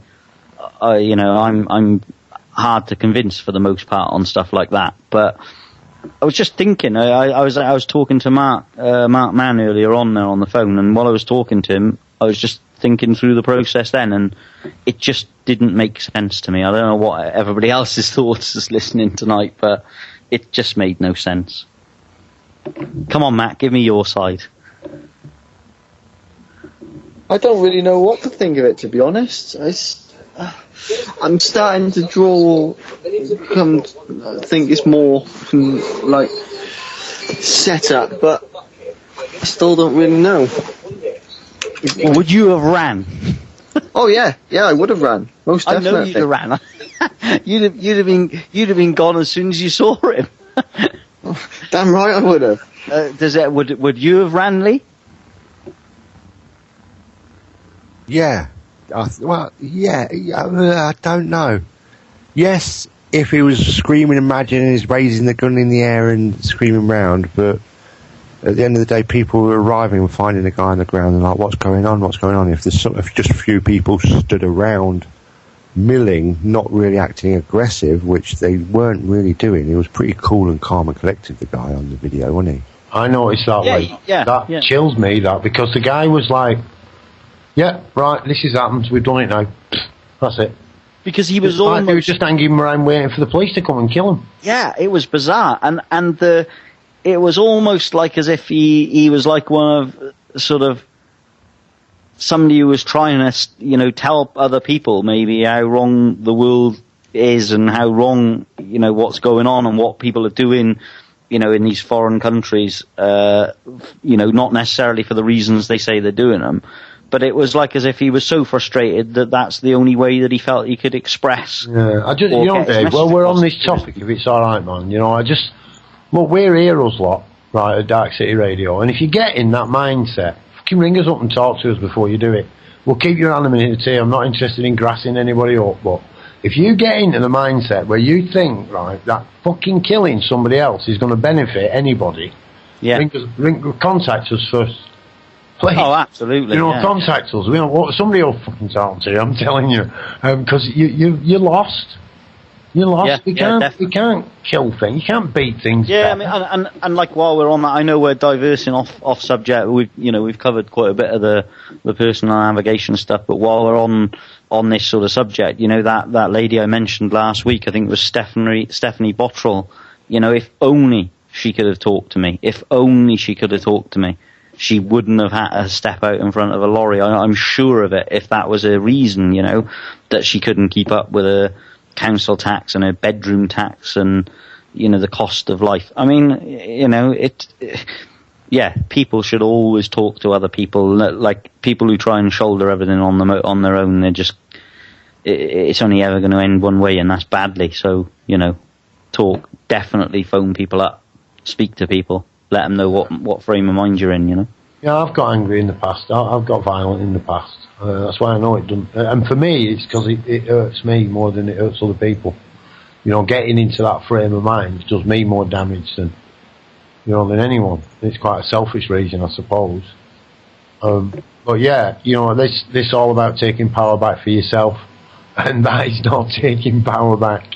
That's not taking power back. That's giving. No. That's giving it. Definitely. That's really bad. I mean, it's, you know, you got to try and keep, if you're into this sort of stuff, you want to start testing the system and seeing, you know, how much truth there is behind it. You've got to have fun with it. You've got to be poking people with sticks. You know, I think yesterday, I must say, I was sort of last Friday. I was very, very disillusioned. Like, really, I was so down. You know, that they could do that to Matt, or it would seem that they could just do whatever they wanted, even though he was stood right in front of them, you know.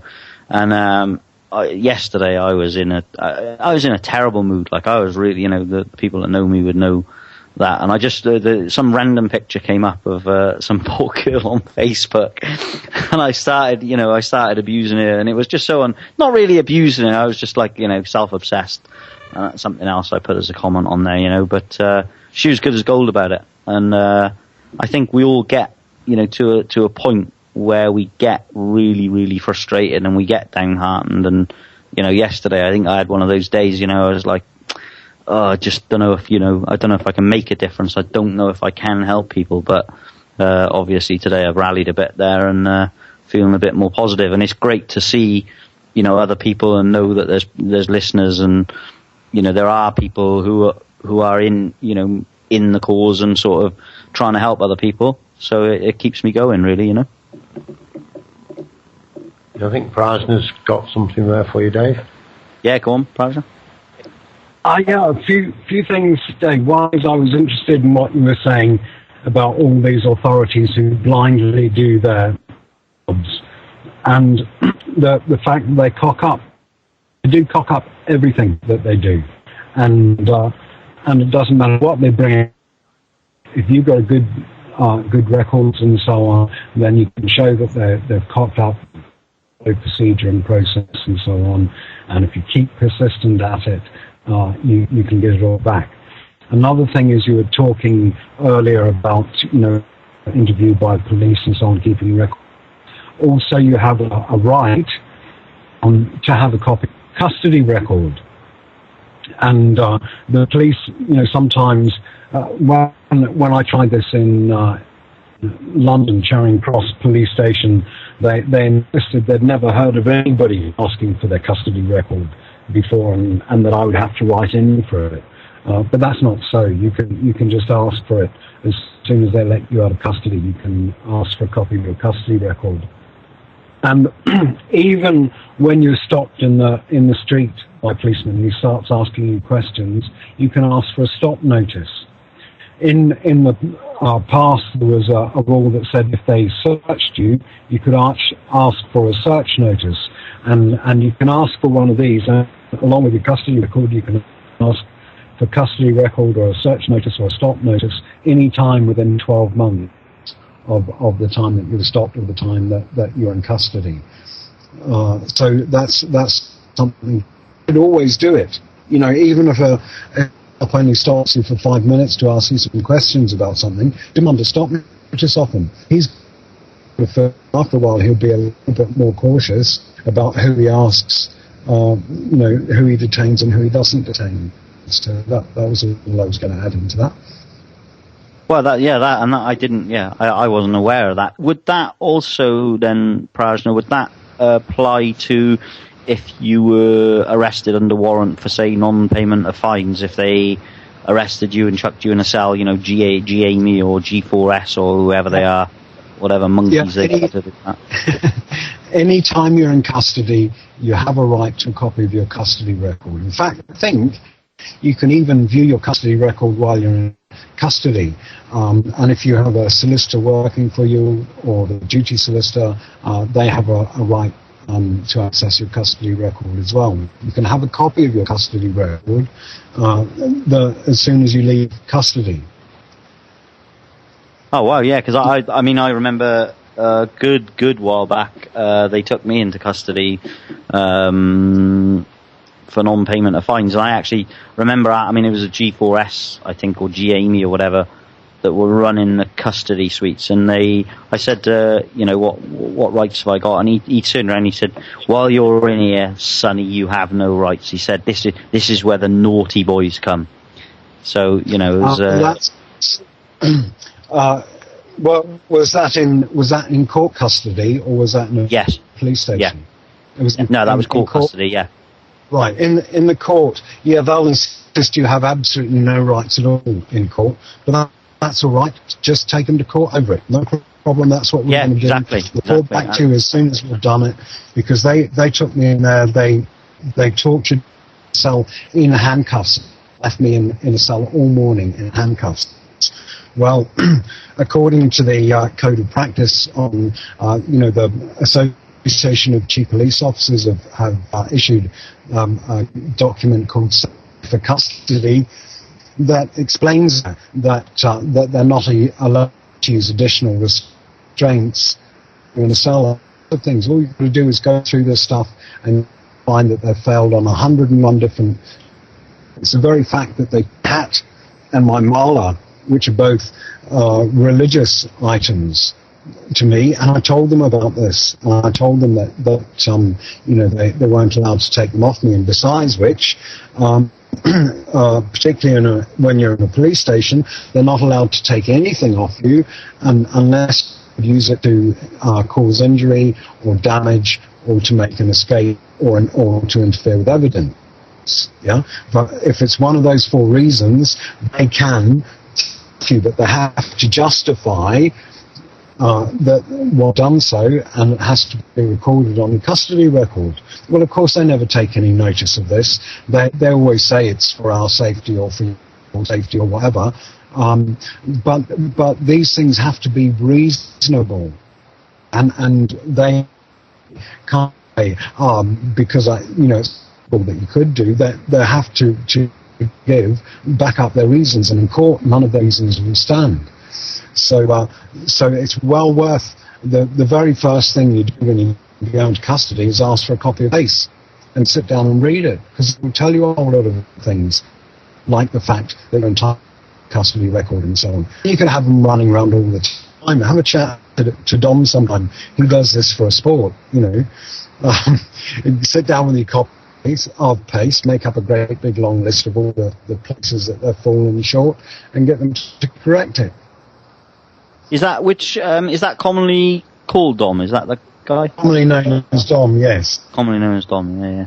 So, he's never afraid.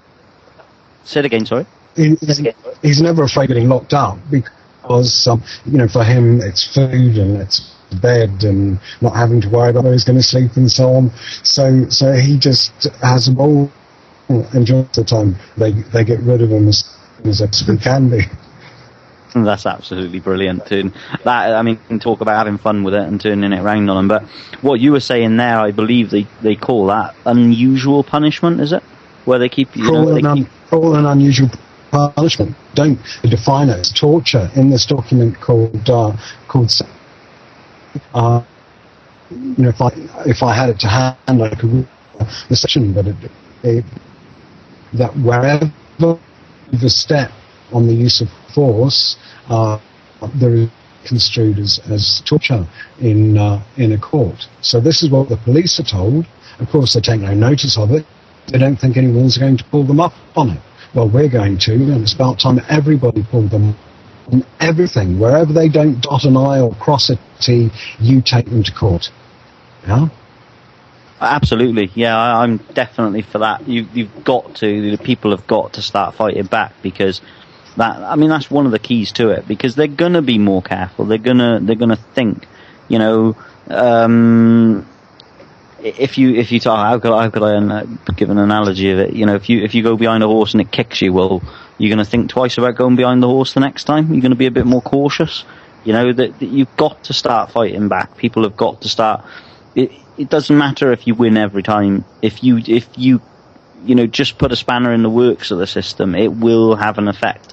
It really will. I don't know if anybody, how many minutes have we got to go now? 4 minutes, is it? I don't know if anybody else wants to add anything at the moment. God damn it! Radio. Hi, it's Rupert, and when my homosexual tendencies are at their height, I like to listen to the Darkcity, because Barbara makes me feel pretty. Like what like Praja was saying, if you ever get arrested, request the PACE Act or any hassle you get from any legal issues, always read and double read the legislation that they're charging you on and understand it, because you might find that 2 clauses down, your situation Darkcity Radio. And he did this all. Yeah, it is important, and I think you'd have time as well, particularly if you can ask for PACE while you're in the cell.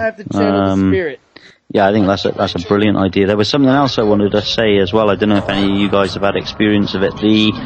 Where they're not using hard paper, copies or paperwork now, where you sign in the police station. They use like a little digital block. I don't know if anybody's had any experience of that. And they can basically move your signature anywhere on the document. They can do all sorts of things with that. So I don't know what. I don't really know what sort of effect that would have, if anybody's got any input on that, or if anybody's had any experience of that. I just sort of write don't sign. Make a cross. I always sign 3 X's. I wrote fuck off. Can I just add something on any time you want to sign something and you're not sure, if you put 3 dots to the top left, like 3 full stops, sign your signature, and then at the bottom right, 3 full stops, it's a legal definition that there's something else that you wanted to add. Oh, wow. That could be anything. But what they say that they can take stuff off. If they use that digital system where it's the box, they can add things to it and take things away from it. And I would be very, very cautious of signing anything there. Just raise your thumb at them and look at them confused. Say, I always sign with my thumb. I've never been learned to read them right. That'll confuse them. Yeah, definitely. Is that across the board now? Is that, because obviously I've only had instances in stations in this sort of area. So is that like a nationwide thing? Does anybody know?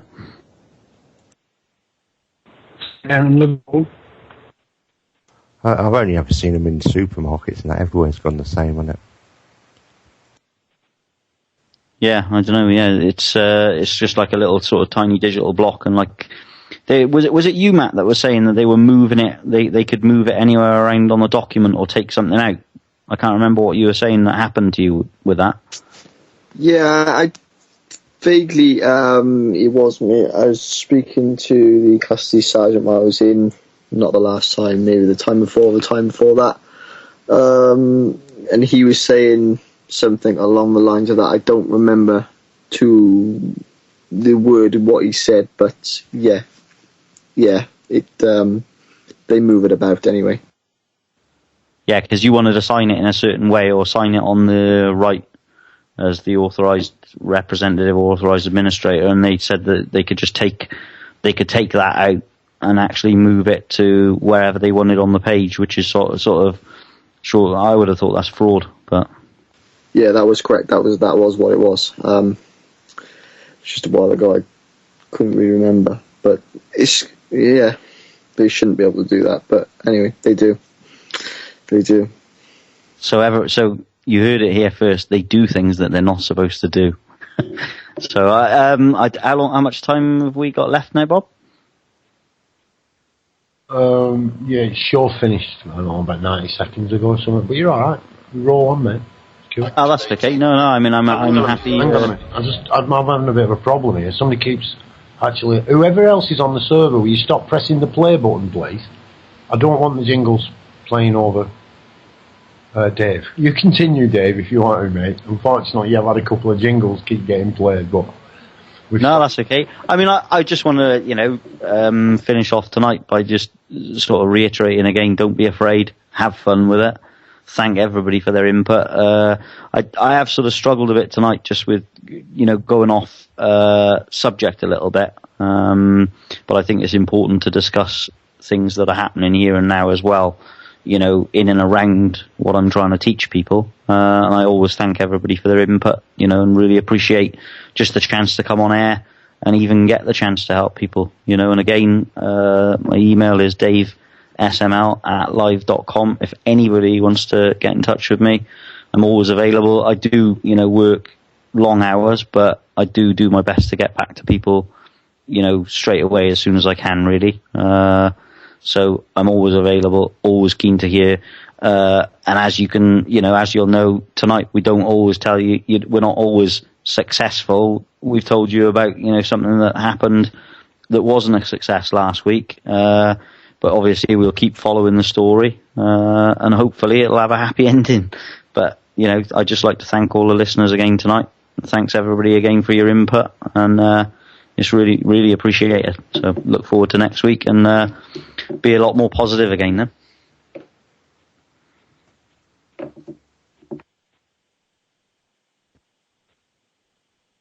Have you really finished now? Yep. I'm okay then. Just making sure. This is a public health announcement. Cannabis cures cancer.